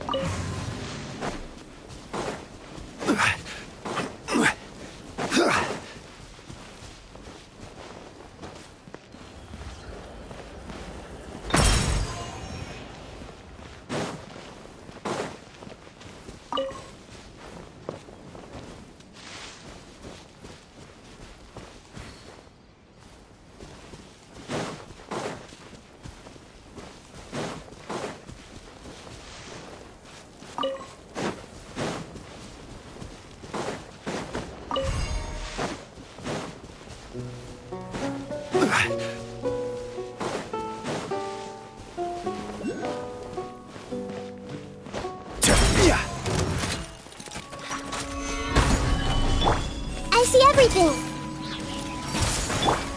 There is no... Allow me!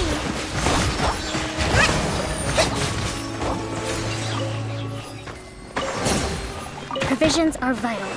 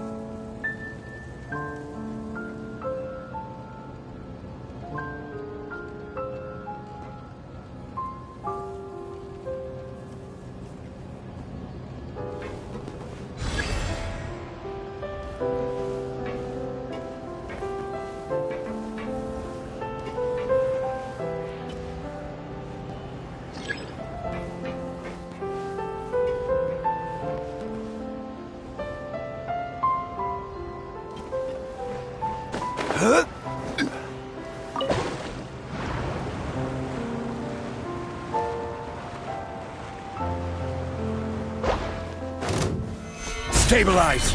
Everyone hold it! Shine down!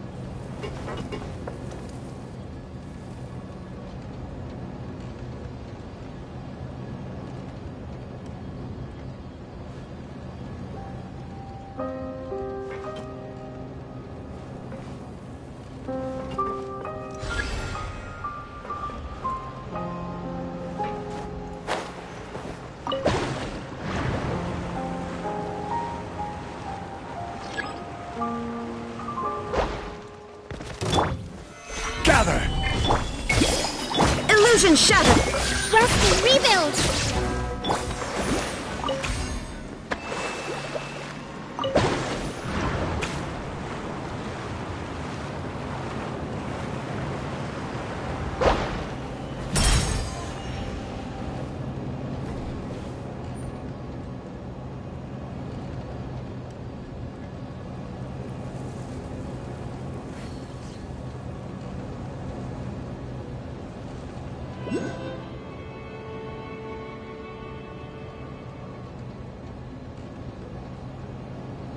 Boats are made for transferring commodities back and forth, and those that come across Liyue tend to stay a while. So it is where many things come to settle.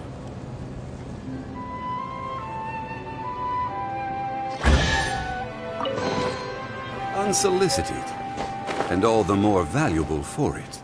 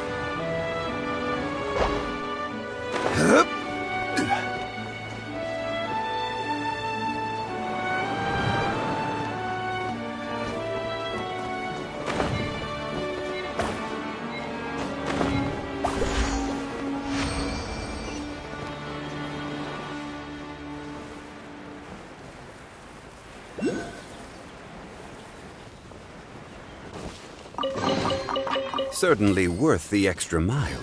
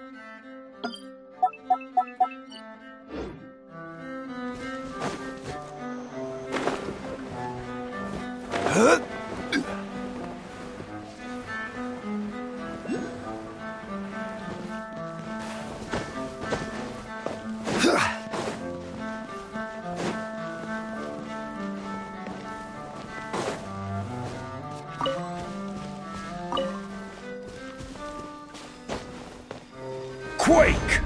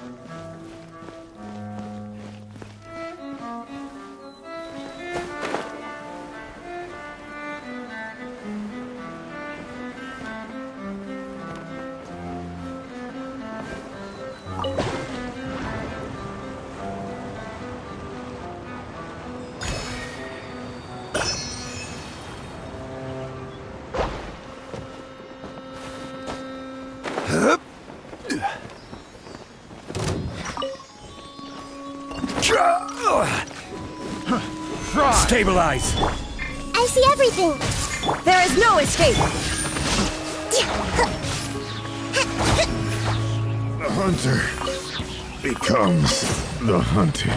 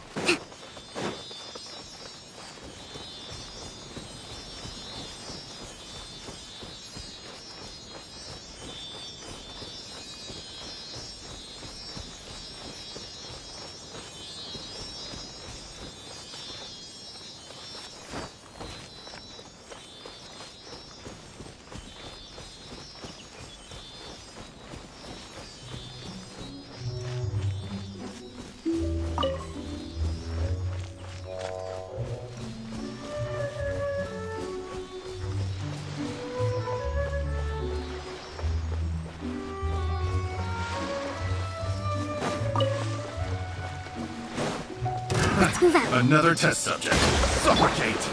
Suffocate! Illusion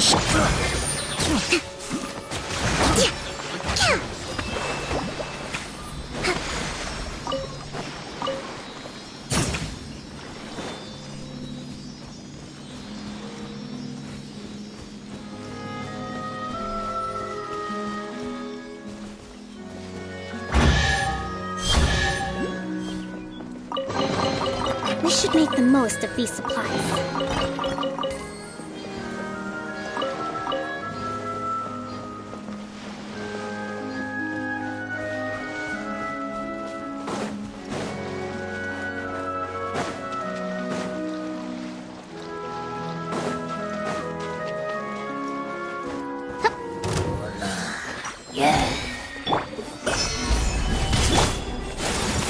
There is no escape!